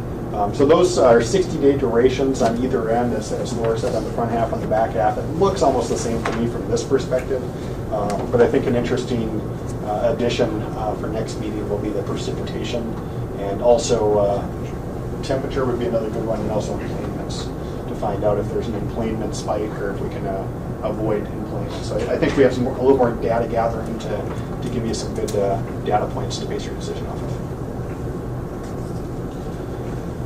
So time of year, spring versus fall construction, we've talked about that. We've talked about the emplanements. Bituminous, talking about having the continuity of bituminous over the whole runway. We've discussed that. And then another option is networking in a lot of that taxiway alpha into the project to minimize impacts and closures in subsequent years. So more to follow on that after more feedback from the FAA. Phasing considerations, access and the haul routes, there's only so many ways in and out of the airport, so we want to make sure that when we do set up plans for each specific phase, that we're not damaging new pavements, we're reducing kind of the impacts on runways, hopefully eliminating, if there's a runway that's open, we want to make sure that the traffic is clear of that, and then still allowing a condition for tenants and transient aircraft to use the airport. So the next steps, I think, as we continue to gather more information, we're ultimately going to come and ask you the question of what your opinion on the matter is. So I think keep weighing the options. We'll present more information next month, and then we'll also present recommendations on what we think would work well for you. So we'll have some more graphics showing the storage locations, the plant locations, haul routes, airspace studies, and then something that's important to the commercial service as well as high-end general aviation. They want to know declared distances, what runway available will be for each phase. So those sheets will be coming for your next meeting. So then I think we're just kind of working on finalizing things. We have a very aggressive timeline. I think Casey's going to touch on that here in a moment, but we're probably within the next 2 months we're going to be making some decisions. And, it won't be final. I think they're all going to be your, I can't remember the word we use, recommendations or your preferences. That's a good word. Because this will all be reevaluated during design to see if it still makes sense and if it's still the option that you want to pick. Sounds like adult supervision, Jen. That's good.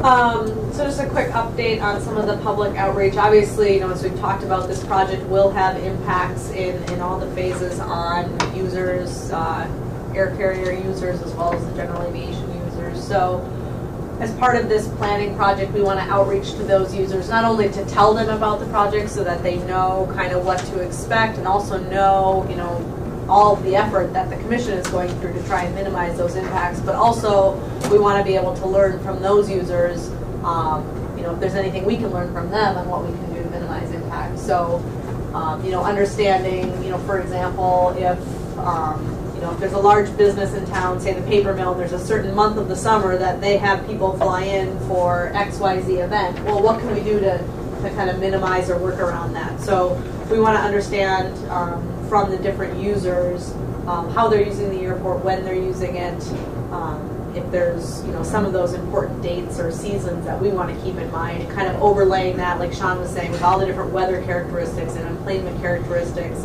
and also what we learn from these users. Like another thing is if U.S. Customs, I know, working at other airports, they can give us, how many passengers do they clear, but can we get how many passengers do they clear by month or by week, and then we can kind of look at those trends. So just kind of gathering all the data points through this outreach effort.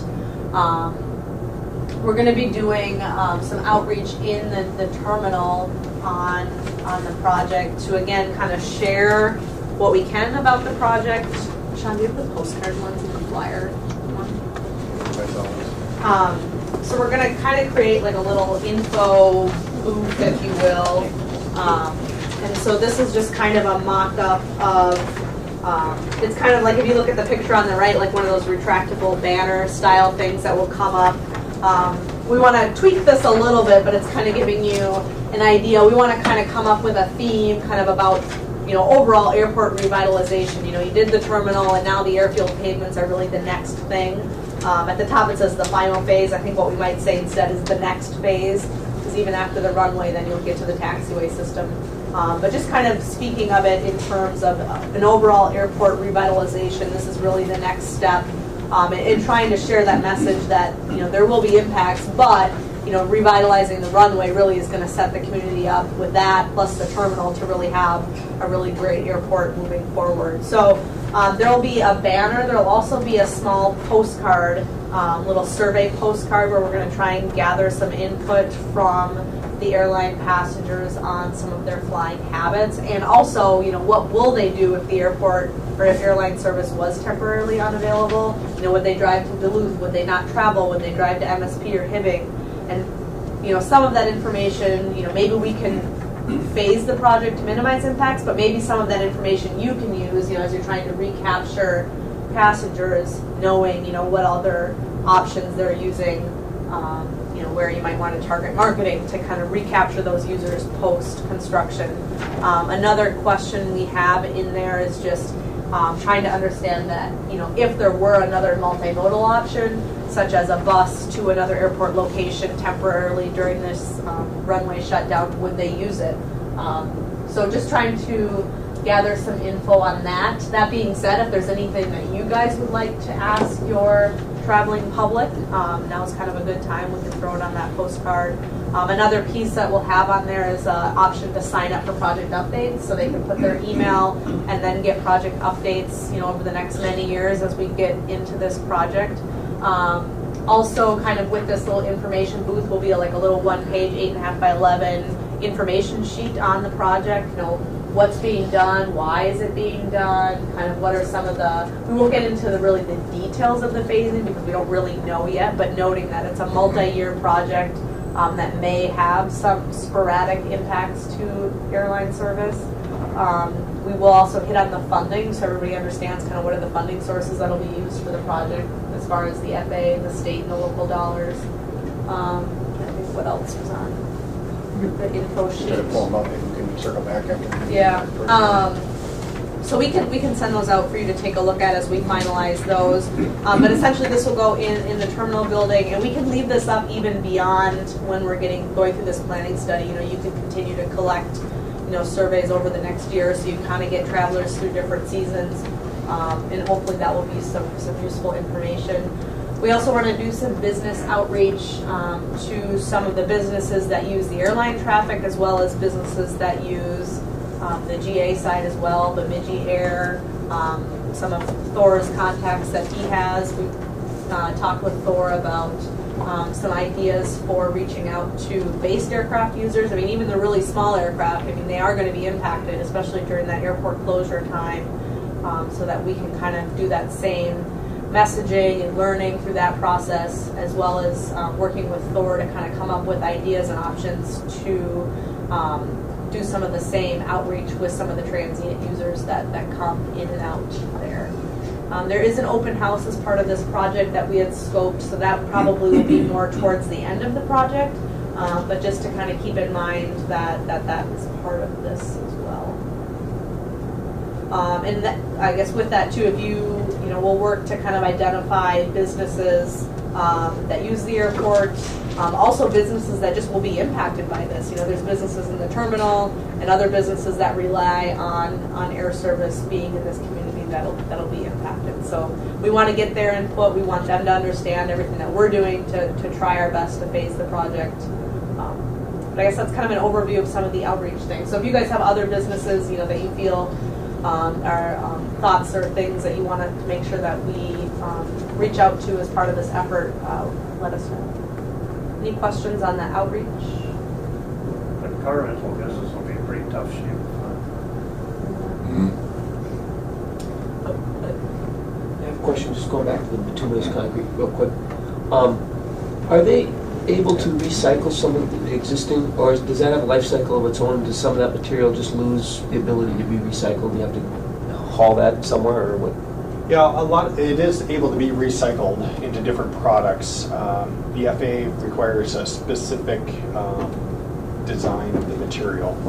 So it would be unlikely that this material would be used on site here unless it was just for a general fill. But it would most likely be used probably in the community or in the area because it would be very expensive to haul around. But yeah, a lot of times they can reuse it, but the FAA requires certain gradations and material properties that most likely would be met with the recycled material. Given that bituminous is seems to be the leading product anyway in the project. It would be interesting to me to have you survey maybe 3 contractors in the area as to whether or not, what are the advantages and disadvantages to doing 24-hour construction. You know, whether they can ramp up and have enough personnel to be able to do good work. That may be a challenge for them. They may not be able to get the qualified people to work, scheduling shifts and all that. So I'd be interested in knowing what they see as advantages and disadvantages to 24 hours. Because that certainly can have an impact on our length. Sure. Even long days. I mean, if you do it in May and June, we're getting at the longest days of the summer. Right. And I mean, if they can work 12 hours, you know, work weekends, I mean, I think all of that is going to be, would be interesting to me.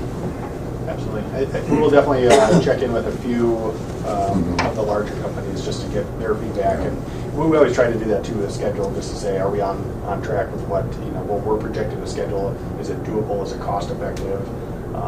At what point, you know, is it, you know, are we asking too much and you're going to pay for it? So we'll definitely follow up and give you a report. Dan, you got a question? Yes,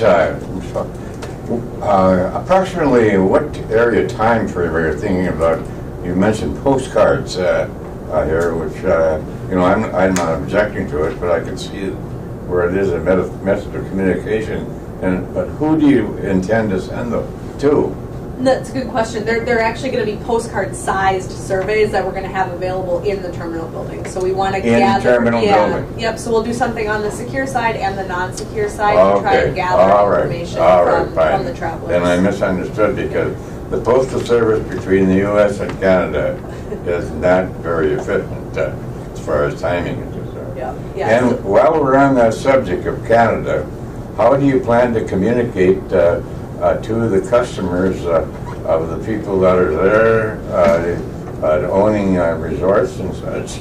But there are people that come up here do use the terminal here, and one of the problems is that we've had is the scheduling here, and that was a lot of time is spent on that. I'm not interested necessarily in promoting Canada, but if it benefits this area here through the use of the airport, and it can be demonstrated that we get more employments here, and we get some other people that exposure, we're getting an ancillary benefit from a marketing standpoint. Yep, yeah, and we'll definitely include, you know, Canadian businesses who have users, or that are users, or have clients that are users, that if they're stakeholders in this airport project, we'll definitely reach out to them. I think Dan's point, the camps of northwestern Ontario certainly have an impact on our airport traffic in the summertime. Okay. And they may book a year in advance. Well, I think it's a really good point.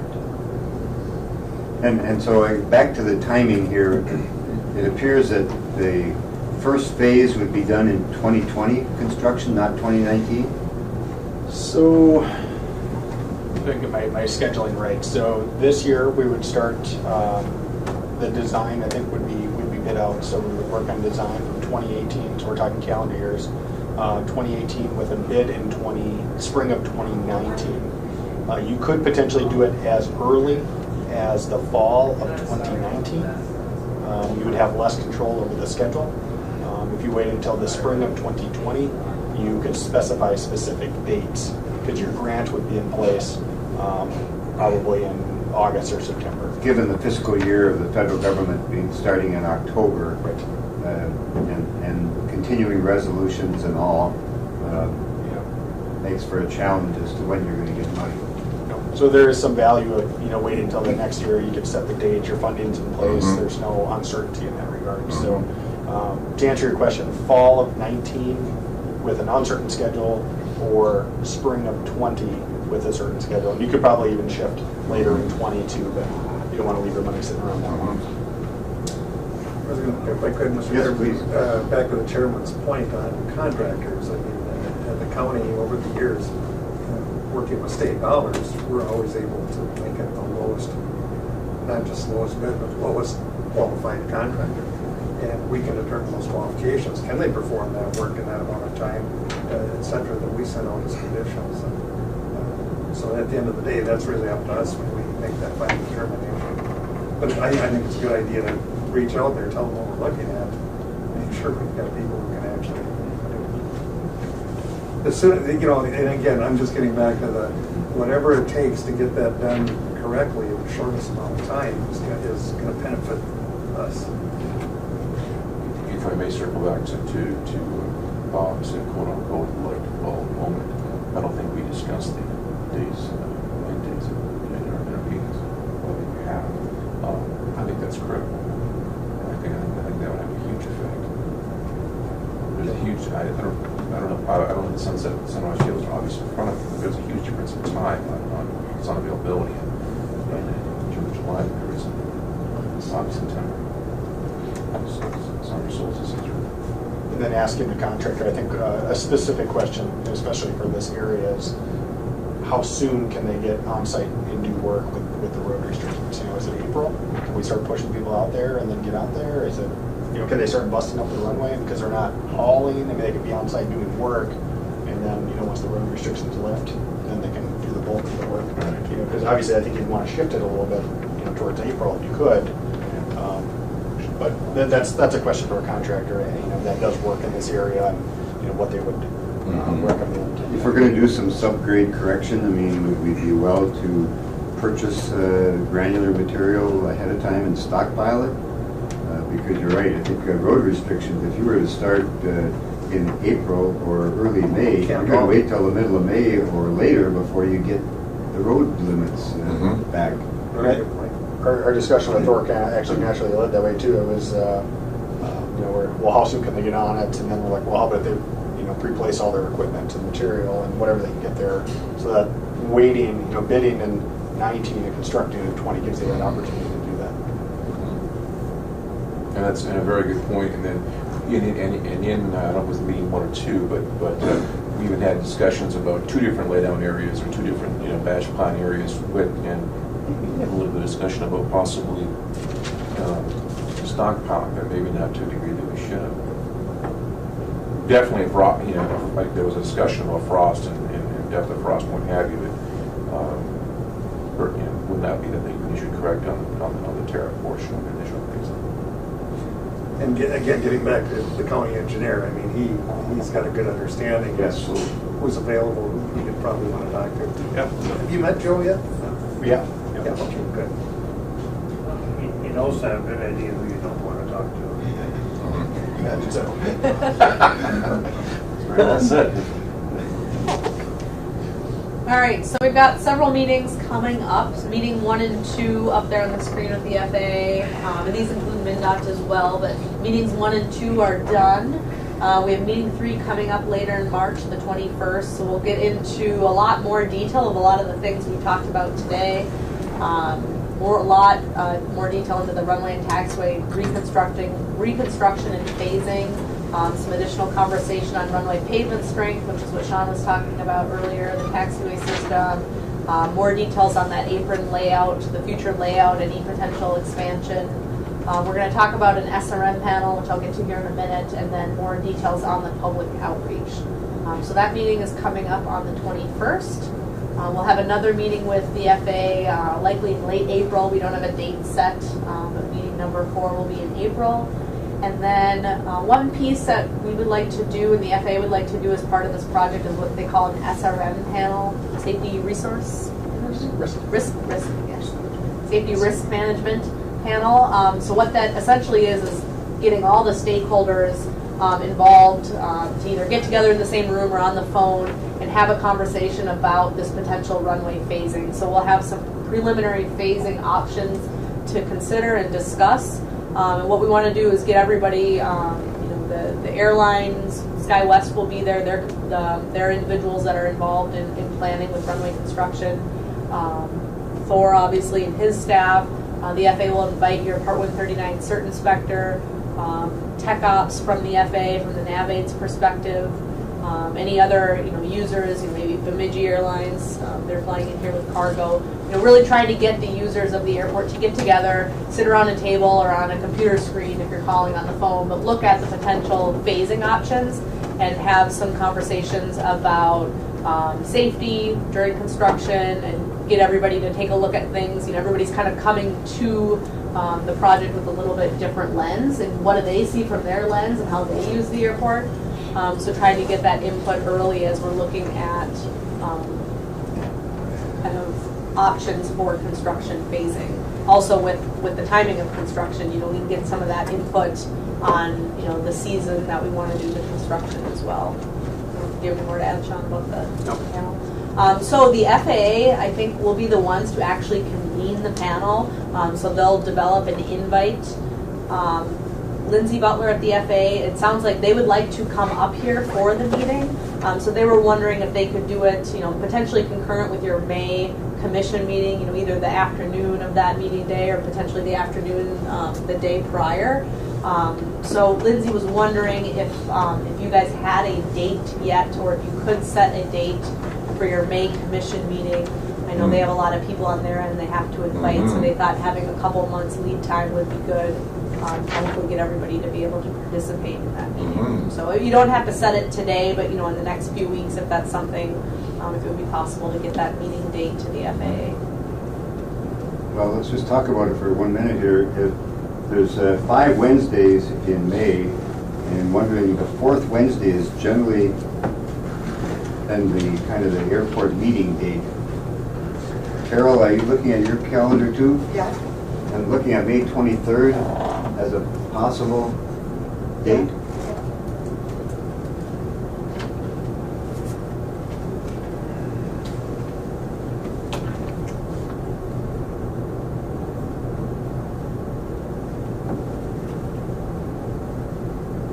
That work for everybody? At what time? Well, we do the airport meeting at 8 o'clock, but then the FAA would want to have their session, whether that's later in the morning or later in the afternoon or whatever they choose for that safety risk management meeting. Or even if they wanted it early, we can do If it. they wanted it early, yeah, whatever Works for them. we can be flexible. Is that okay? Yeah. 23rd? Why don't we just put that down right now then? We would look at the airport meeting for May 23rd.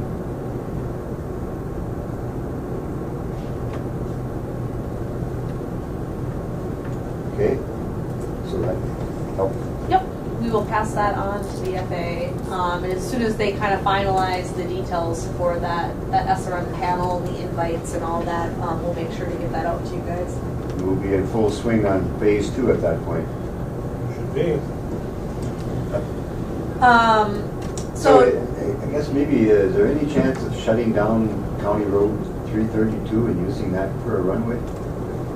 Could we just close the highway? Talk to Joe. It's wide enough, that's for sure. The overhead wires might be a problem. Oh, okay. So some other items on the upcoming schedule after we have the March 21st meeting with the FAA and the MnDOT. Then we'll be back here. We took a guess at your March date, but your Airport Commission meeting in March. We'll have some more submittals to the FAA in April, the draft report as well as the CADEX, that environmental review for phase 1. Will be done in April as well. Some more FAA coordination meetings, Airport Commission meeting update in April. One other piece, if you remember, your consultant selection you'll have to go through prior to a design contract and grant. So April would be likely the appropriate time to initiate that process. And that would go through May, through your May commission meeting. We'd have another project update on our end there. The FAA, I guess another piece to note, with timing that SRM panel with your May commission meeting, Lindsay thought it would be a good time to have kind of a CIP discussion with you guys when she's up here. So maybe plan on that in May as well. That SRM panel discussion would then again be with your May commission meeting day. And then Once your consultant selection process is done, you would then do the scope development really in that late May, early June, couple week time frame. As you're aware, that has the independent fee evaluation review process for contracts of this size that the FAA requires. You'd have that in June. Contract approval for phase 1 design would be anticipated at your June Airport Commission meeting, and then submitting the grant application to FAA and MnDOT after that. And then your design grant, it lags a couple months, so maybe, that August time frame is when you would expect to see the grant for design. And with that, I'll leave it open to any questions that you may have. I think SEH is just gonna have to buy a stalled short takeoff and landing airplane for. I don't know how to get in there during phase 2. So. You'd have to use what's left of the crossway. Sean's gonna have to drive. That's why I'm pushing for that temporary runway.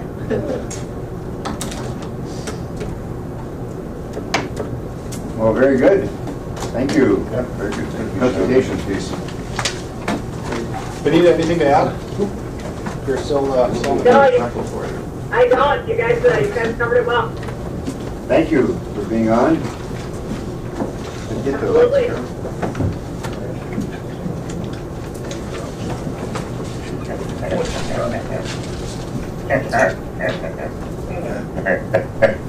You're staying with us, Benita? Yeah, I'll hang on here. I got another appointment in about 15 minutes. I'll hang on for another 15. It's all about you, Didn't want to hang up on you. as always. Thank you. I appreciate that. Yeah, you're welcome. All right. Thor wants Very good. something, you better watch out.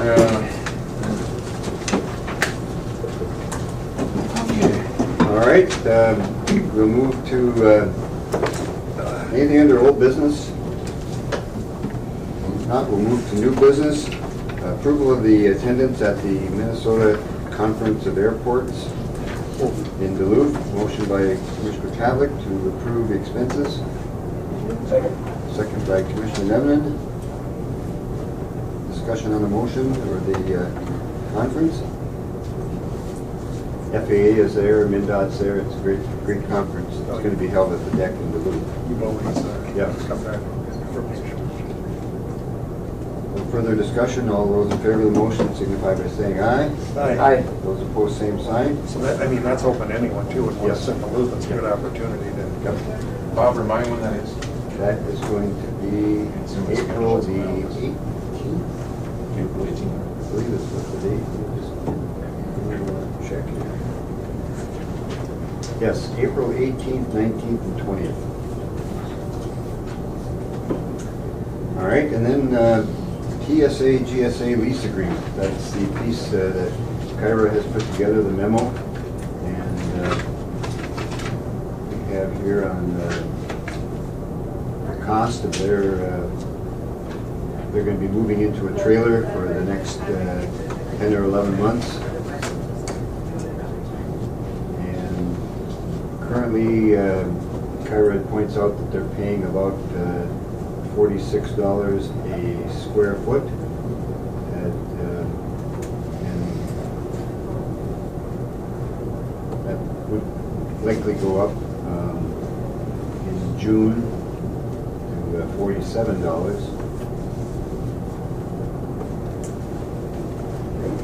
The cost of the temporary trailer is $2,500 a month. The square footage is 448, so it's a little bit, not that much less than their office space.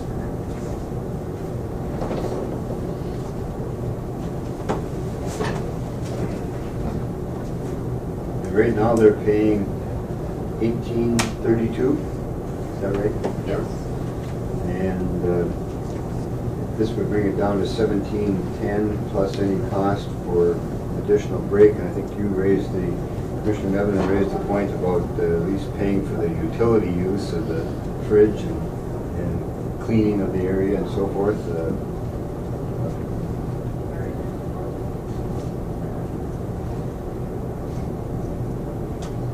About $17.50. Mr. Chairman, the way this is written, it certainly sounds like they're expecting the airport to provide a refrigerator. Well, that's what if you don't think so, Steve? mean, I don't know what they have now. That seemed to be my discussion with them, that they didn't indicate that they were looking to you to provide that. Okay. Is that what you got, Tyler? Yeah, I just had the email from Steve too, and so Mandy had gotten back to me as far as what, an understanding of what TSA is questioning, so, or wanting.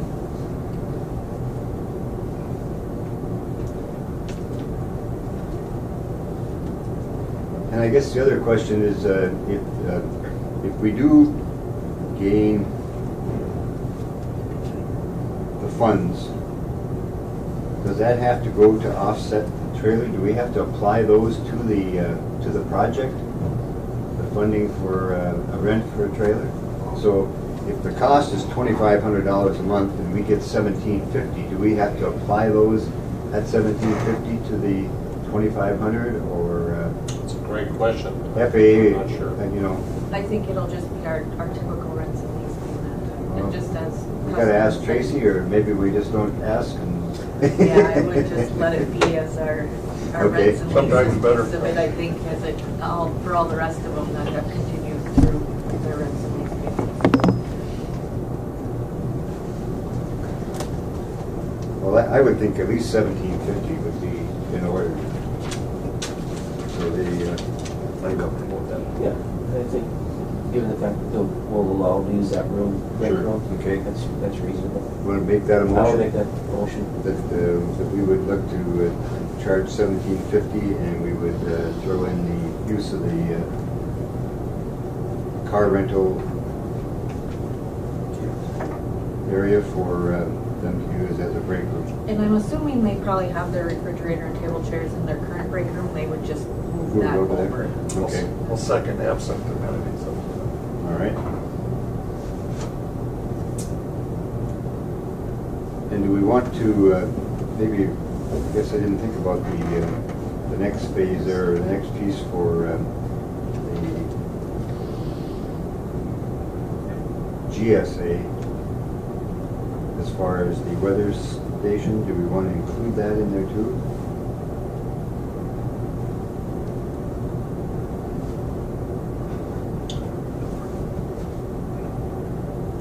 Or- Am I reading This this is wrong? just for TSA.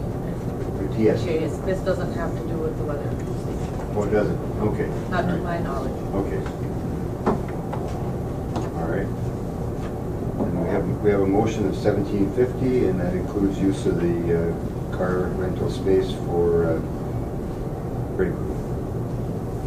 Second by Commissioner Pavlik. Further discussion? All those in favor of the motion signify by saying aye. Aye. Those opposed, same sign. Motion is carried. Rate is approved. Okay, and then we'll just have to discuss the New rate, yes. Do they want to know now? I think they do because they're trying to put this lease together, because the current lease is going to take them through pretty much the end of the contract. So it's going to determine whether, how we do this the current agreement and just do an amendment to it of some sort, and then they'll want to prepare for the next contract once the lease is up.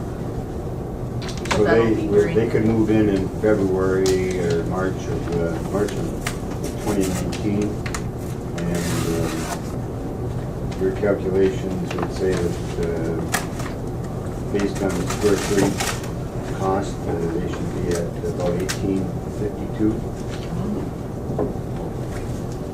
And just make it 1850 even and cut out the change. Well, and the way we've done it in the past is it goes up every year, so Yep. we have a, 3%? yes, 3% increase each year, so, if you wanna start that base,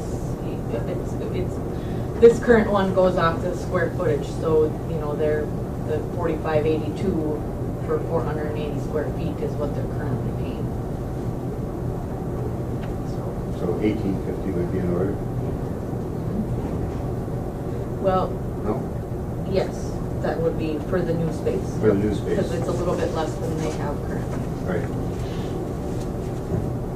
so we can give them that figure. Is there a motion to advise the TSA, GSA that their rate in the new terminal would be $18.50? Or do you want to base it off of that dollar amount per square footage? Because if that's what's going to base it off going, the 3% is based off of that going forward. Let's just continue to use the same formula. Okay. Okay, motion by Commissioner Pavlik to advise the TSA, GSA that the rate for the new terminal will be based on the same formula as we presently have. Second by Commissioner Evans. Discussion? All those in favor of the motion signify by saying aye. Aye. Those opposed, same sign. Motion is carried. Rate is set, okay? Nothing further under new business. We'll go to the airport manager's report. Yes, first of all, I want to share my condolences to Paul. Paul recently lost his mother, and funeral on Saturday. It was a wonderful personal basis. It was sent on that note. Today, Kyra, I believe, is our last day for a while, so frankly, one is on the way out and one's on the way in, so it's the cycle of the whole deal. Let's see, here we go. Sharing with the group, Julie Carr contacted me yesterday morning from MnDOT. Reiterating that she was very apologetic on today, but apparently some manager sick and on travel. So Julie shared with me that they'll be rescheduling in the future to get their presentation. Something happens. Here we go. Working with Bea, are you still there? No, she's not. We're working as part of our grant is. All right, I still am sorry. Well, thank you, Bea. I'm just sharing with the group that I'm working with you on the new runway broom acquisition. So that's as usual. That has some hiccups, but we'll make that work. Last week, I believe, Tim Jackson, Steve can help out. Were you on the discussion on the electrical side for the phase 1, phase 2, and our airport electrician Tim Jackson was on the call. Yes, he was. And it went fairly well. Very well. Okay, good. Yep. Nate, the electrical engineer, is going to provide some revisions to the systems that we need to do to keep everything operational,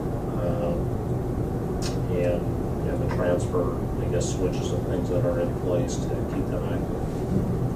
And one of the concerns is, and I believe we're getting there, is that to be sure, as we discussed it before, that the single emergency backup generator is also powering the ARF building and our office for our job control for safety issues. But I think we're getting. I think so. Probably good to have a refresher discussion with Nate, the electrical engineer, and confirm that. Right. Other than that, recently, yesterday's snow event, which we took care of, and now you find yourself complaining about the snow at this time of year. It's nice. We've got some positive sun energy, and it melts fast. Next few days we'll be above freezing, and for that, thank you. Other than that, we're Snowplow equipment is working good. It is. It's like any piece of large equipment. It's constant maintenance. It's constant, and we try our best to stay on it. Still, regarding that, still talking with the McQueen/Oshkosh folks regarding what we owe or don't owe, the discussion on repairs of the blower over a 2-year time frame. One of the possible options, I'm really doing a broad brush here, but was Oshkosh covering the third, McQueen covering the third, Airport Commission covering the third. That's relatively clear.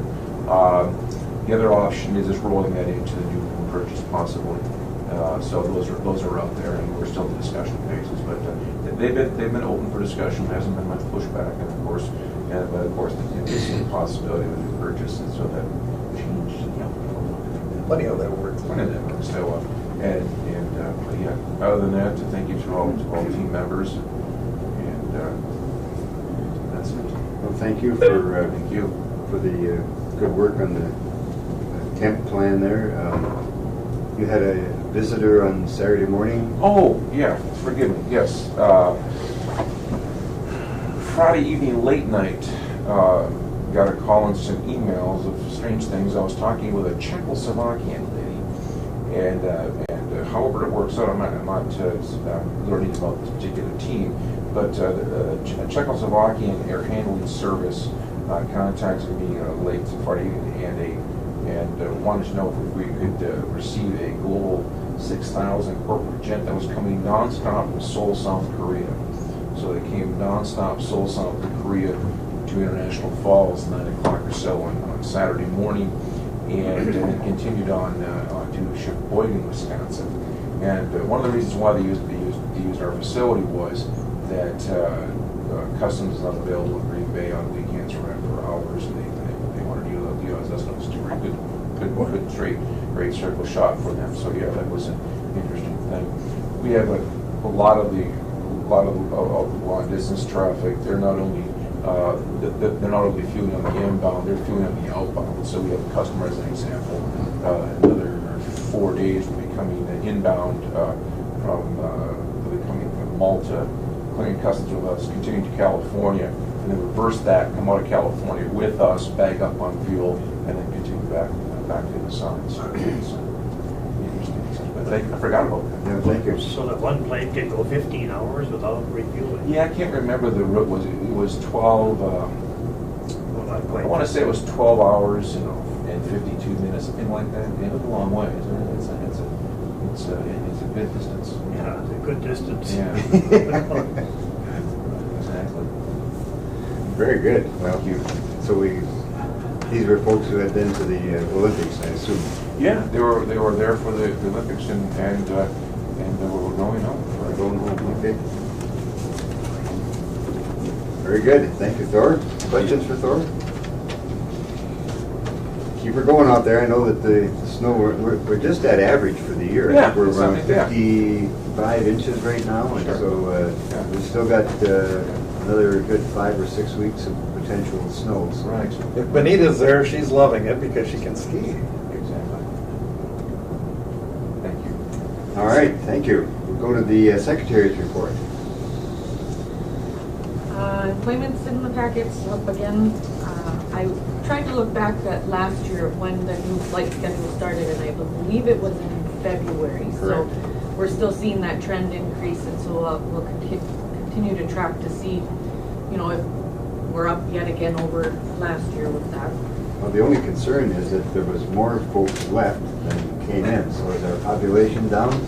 Depends if you like them or not. Yeah. And then there's also one for Sun Country in there. Very good. I'll have February numbers here next week, I would guess. And then the March trip, I do know that the February trip was full. I think they had 164 on there. Yeah. And the March trip, I just checked last week, and that one is also sold out. So Already sold out? yes. Okay. So I don't know if our advertisements helped work or what, but that one is full. And I haven't heard of any, an April trip yet or not, but I also looked for the March trip throughout all of Minnesota, and every single trip was full for March. So March seems to be a pretty popular one. Yeah, I know that some folks, they're going down to Bemidji to catch the plane in March because they couldn't get on here. So. Sure. No trips for you, though? Nope. Okay. Maybe just as we're on Sun Country and charters, I saw that they are going to be laying off 350 of their employees and contracting out their ground handling. And is that just in the Twin Cities? No, I believe it's their. But here, the EGS. Yeah, they do the ground handling here for them per flight. Right. Okay. The industry is leaning that way, and of course they're getting more and more efficient, and they can do it much cheaper with contract labor. And everyone knows that Sun Country was sold, it's a different owner now also. Like, Mr. Chair, you know, there's always a downside to things, and that's one of them. You're paying them less, but, you know, the quality of people, the background investigations, I mean. And there was a lot of loyalty in there, I'm You sure. bet. So, I mean, A lot of good folks. Yeah, so the new owners are prompting this change in baggage handling. Their ground. And that's one of the most sensitive security areas. Very much so. But I just put that out there, you know. It's sadly in the industry, I believe, you know, it doesn't look upon with a level of respect. You know, they have a very responsible job, but they're not treated that way, and they're not paid. Exactly. And they should. Well said. And we still continue to work on the Nashville flight, but that negotiations is slow. Yes. Okay. The ad screens out there, Bob or Steve, have you heard from Nate on any updates on the zoning and? Not yet. Okay. No, I know Bob sent Nate an email last week wondering what I've done. Sunscreens? Yeah. The sunscreens? The advertising screen. I'm sorry. Yep, so we That can was get on them my list. on We separate, covered it. We get it. Go ahead. I'm sorry. just so we can get them on different intervals instead of them all showing at the same time. Kyra, I'll send him another email on it. Thank you. Thank you, Bob. If I may jump in, interrupt, thank you. Where did it go? There was another item about some sunscreen Yeah. issues. It was on my list. I assume it was for TSA or. Yes, for their screen. Yeah, the bag screening area before going to secure side is my guess. That's correct. But I'm not really sure where that's going. If there's some monitor sunscreens that really should put over, the monitors, if that would help. A heck of a lot of light coming in, that south-facing window, I'm sure is the issue. And there are no window blinds that were provided. So we don't know the answer yet. Are they looking at putting on a screen over there? What the discussion was, we were actually looking at blinds on the windows at one point. That is one option, that you've got the glass wall separating, the screening area from secured gate lounge. You could put some window blinds on that.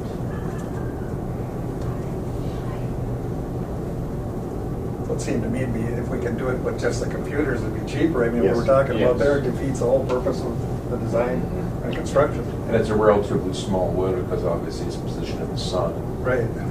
And that will change in another week or so. Yeah. Let me do a little digging if I may. Thank you. Thank you. And then I was contacted by another one of the previous advertisement companies that were advertising it in regards to their ad board and us not being able to find them. They questioned, some sort of compensation for that board. Many of them had several $100s invested in them, so my thought maybe going forward is just comp them this first year of advertising so they get the free year, first year free, and then start with And we're charging $300? $200 for the first year. First year, okay. So, I guess I don't know that we need a motion. I think that Kyra can just, if we've lost, some of those got taken down for whatever reason when we were doing the construction and they're lost, so we'll just handle it that way.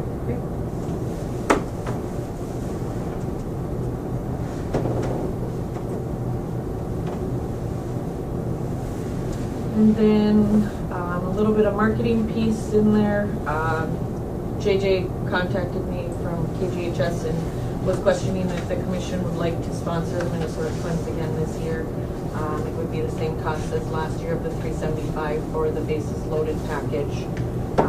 This is one that we do have in the budget because it is an annual package that we typically do. Can she guarantee they're gonna win this year?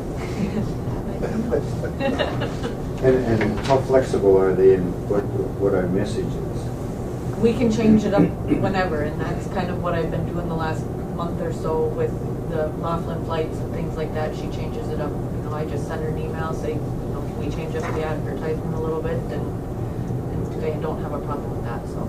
Okay, commission's pleasure then with sponsoring advertising on the Twins. I'd move on that, it's a good target audience. Okay, motion by Commissioner Pavlik to advertise with the Minnesota Twins games on KSDM. I'd support that. Second by Commissioner Nevin. Discussion on the motion or the advertising? I know it was budgeted. Yes, it is in the budget. Hearing no further discussion, the chair would place the question. All those in favor of the motion signify by saying aye. Aye. Those opposed, same sign. Motion is carried. Advertising with the Twins is approved. Thank you. Okay, and then, we had a potential customer stop in the office who is, interested in possibly one of the hangars. But he's wondering about the possibility of bringing in sewer to the hangars. He would be looking potentially at F, but is also questioning the north side of the current new hangars, if there's any plans for development on that side for hangar lots. I can't remember if they were in our plans or not. We saw so many variables on Right, yeah. lot Is design. that the master plan, the future expansion? Benita, are you still there? She dropped off. She left. Sean, do you have any input on that? Do you remember on the north side? So, I kind of zoned out there for a second. What's this?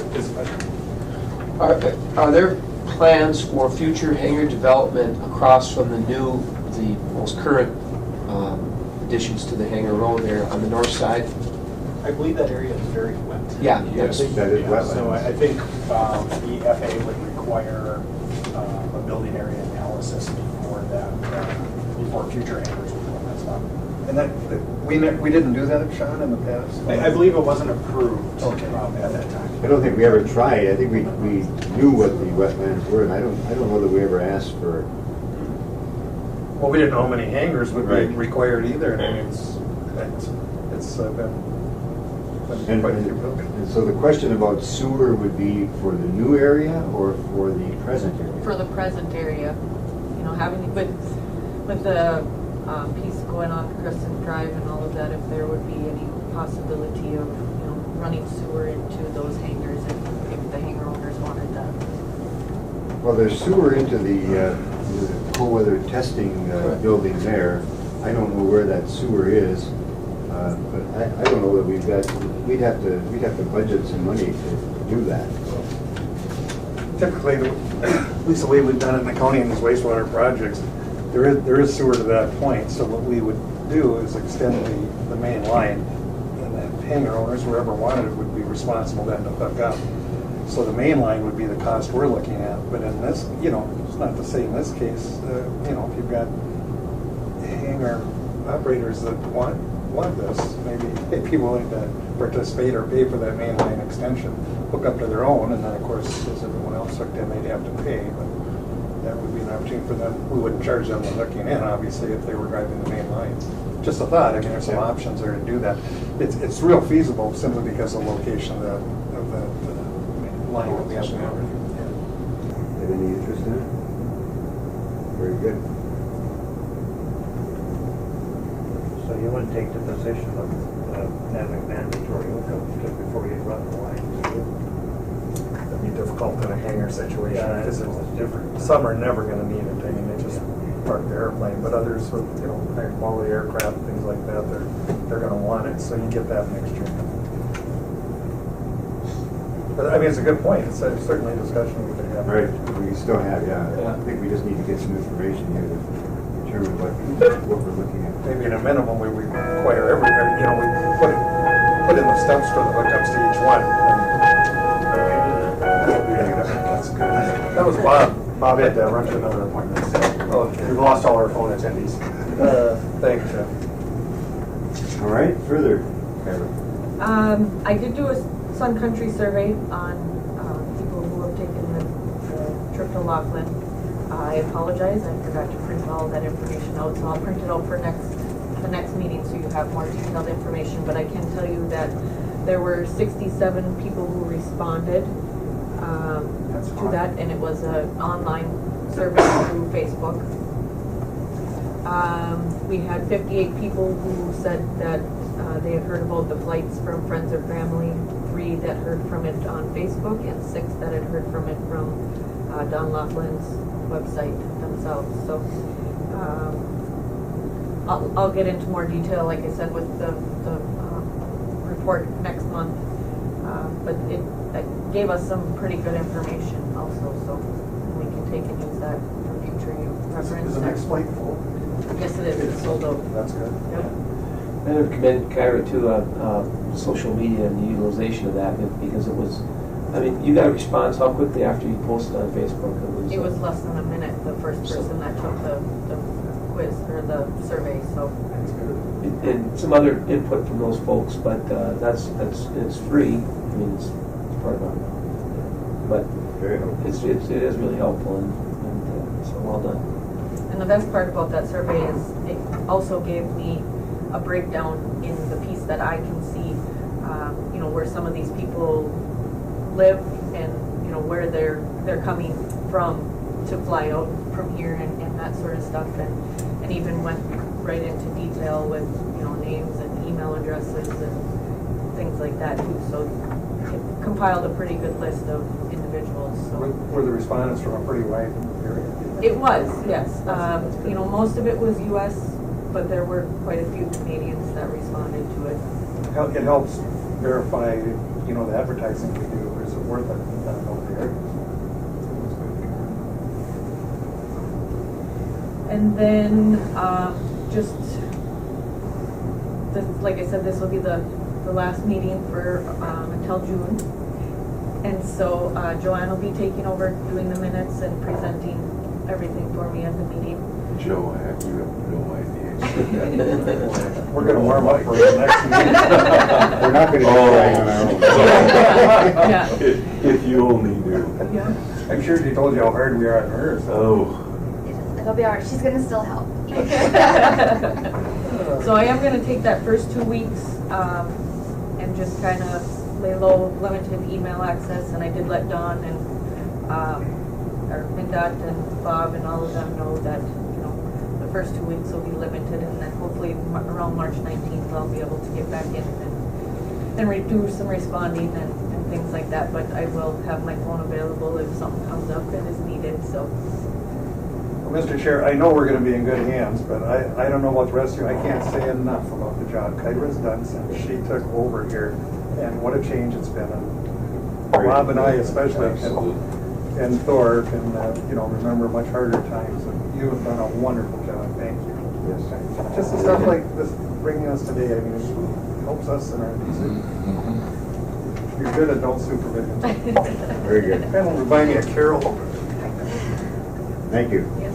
Good luck. Thank you. All right, reports from members. Commissioner Babbitt? I can tell you this, you get on that airplane, it is the safest way to travel, and that was underscored. We just had the first aviation incidents with loss of life in Russia, I believe it was. And that was the first one in, I want to say, it was a long period of time. Millions and millions of travelers over that period of time, and not a single fatality or even injuries, as I recall. So so when you look at it, you're safer in that aircraft than you are going for a walk, because statistically it's the safest way to travel. Or riding with Carol. Well, Carol puts her life in her own hands. Or walking or riding your bike on 332 up your fortune at 31. Yes. It's a 1 in a billion shot that something bad's going to happen. That's my 2 cents. I'm sort of forgetting. I just want to say, the Airport Commission, I mean, a lot of this is outside dollars we're bringing in here, and certainly benefits this economy. It's a great partnership between the county and the city. the same point, we're doing that huge wastewater project. A lot of county state aid work has been done. The city's done stuff. Bob and I were talking here a couple months ago. I mean, it's in the neighborhood of $35 million we're putting into the local economy in 3 years in jobs, construction, and infrastructure improvements. So that's pretty impressive for county Great communities. partnership. The only other, well, I'll just leave that. We'll be discussing that at the next meeting and some of the upcoming things. But I just want to say things are going very well here. It's a credit to everybody, and certainly the airport's contributing a significant improvement here. As much as I hate to ever shut it down, probably going to have no choice. But it'll be better in the future, I hope. And I can't say enough about this. I'm amazed every time Kyrus sends this. We've come a long way. You knew it was going to be like predicted us. Well, no, actually, I really didn't agree with their flight schedule. I don't think the chairman did either. I remember the phone conversation we had with the principals, and we said, this isn't going to work, you know? And they said, well, let's just try it. And so, okay, we will. And boy, I know, that's why I keep saying at some point we're going to have to eat some crow here. Gonna be a big crow. Yeah, Their modeling was dead on. Oh, it was, and it's worked very well. I'm sure we all hear from some frequent flyers that would prefer a couple of other time schedules there, but we can't get everything, and this turned out to certainly seem to be the best. So it's working. Thank you, Mr. Thank you. Commissioner Norby. I guess I don't have any extra to add. I'm not here very often, but I like being here. I enjoy coming to the meetings, so. Thank you. Thanks for putting up with it. Well, thank you for being here, replacing Commissioner McBride. Commissioner Nevin. Yeah, wish Kyra well, and thanks again for all the good work you do. I did just note when the Sun Country, and I talked to a couple of people that went out there, and they said they had a good time, and it was of real value, and the new terminal, they spoke highly of. They did have a little problem with the jet bridge on that, that particular flight. What I just noted in the parking lot, it is still about 50-50, windshield survey of Canadians versus locals or people in the area. Right. And that parking lot, is it at about capacity when you get a snow event? Yeah. It's at capacity when on an average winter traffic. You throw in the Sun Country, we actually had to move some vehicles there. And then just one other thing in regards to the employments and schedule. I see Bemidji got a flight added. You referenced that. Would it be timely to maybe speak with SkyWest about maybe adding an additional flight in the summer, or adjusting the schedule? Yeah, I think certainly adding, making it a full 2 a day for sure, and again visiting the possibility of some additional flights during the week. I don't know how Bemidji was able to do that. Well, of course, their enplanements are up around 29,000, so they're almost double what we are. Thanks to Krause Anderson there. Yeah. And then on top of that, they have this Concordia language village or something of that kind of a school, and they're trying to fly people in, and they're busing them in from the Twin Cities, and so they were able to show them the numbers every week. So I don't know how many weeks they're going to get that extra flight in the summer, but and I don't know if they're subsidizing it at all, because they're an EAS airport also. We sent my stepdaughter there. It's pretty neat. Okay, that's a neat program. But I'd like to have the conversation just to, number one, that they were dead on with their projections for the enplanements, but just do 2 more flights to even it out if that's something that's a possibility. I'll get with Thor and we'll make a call down there and just talk to them and see what their plans are. But Bemidji enplanements, Ron and I have relatives in Bagley. We figure that's where they're all coming from. Up and coming. Well, and I think we also need to talk to them about this May 2nd to June 3rd schedule change, because they're going to be putting that late afternoon flight back an hour, which means that there's less opportunity for folks to fly out of the Twin Cities. Yeah, that really close by the time they get there. Yep. So there'll be less flights that are available for people. Further, thank you. Good points. Two items that I would bring up. One is the letter from the city of Prescott, Arizona. And they're asking that we would take and send a letter challenging the 1,500-hour flight time that pilots have to have in order to be able to fly commercial planes.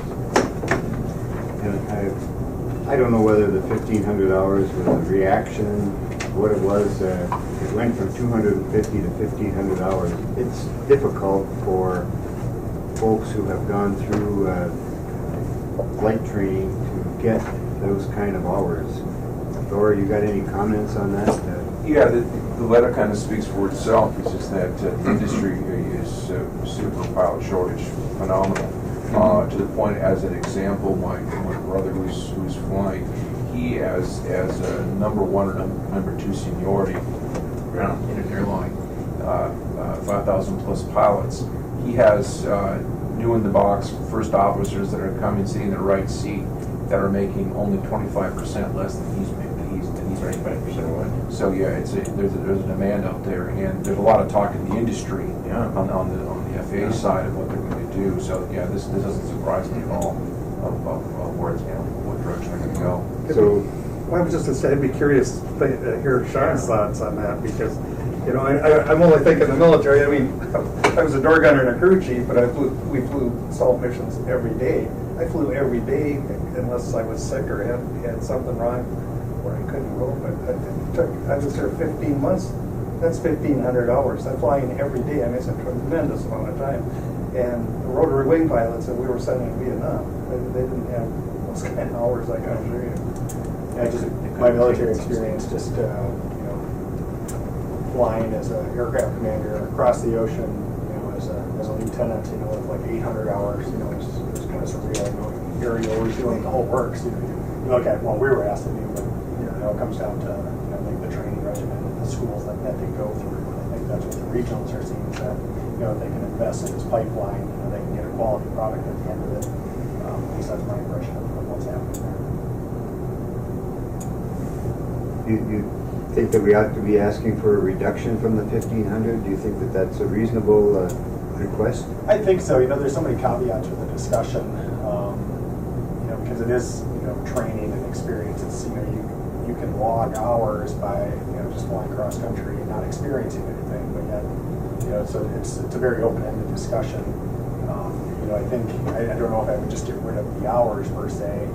This is my personal opinion, just on how I view the discussion is, it's more the experience that you're getting versus, a quantitative, this is my number. It generally relates, but I don't think it completely relates for that. So, I think you could support it, but with, with, I don't know, you can base it on, a full proposal for training requirements, or, if there's any other changes that are going to be made. But, I'm not fully up to speed on the different regulations on, like the UND schools and how they, graduate their pilots and what their training requirements are. But, I think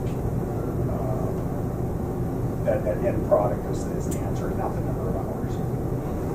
And if I may segue on that too, is that in the industry too, when they did it, the Logan flight at the time, there was I think reality was it was a knee-jerk reaction by the feds and Congress to quote unquote do something, and so it's been debated, from that point forward, what really changed at that time from one major accident. It was a regional airline crash, as I recall, out east, right? Correct. Yeah. Embry-Riddle got a reduction with their graduates for the 1,500 hours. Who did? Embry-Riddle. Do you know how much of a reduction? I don't remember how much it was. I don't remember what they did, because their training is so standardized. They got a reduction in theirs, and I suspect UND did too. 250 probably. I think maybe the letter asking them to review this and see what might be done to help the situation with the shortage of pilots. If there's a motion, I would prepare a letter then to our congressional delegation and do that. Okay. Motion by Commissioner Pavlik. Support from Commissioner Nevin to send a letter to our congressional delegation with regard to the reviewing the 1,500-hour standard for pilot training. Discussion?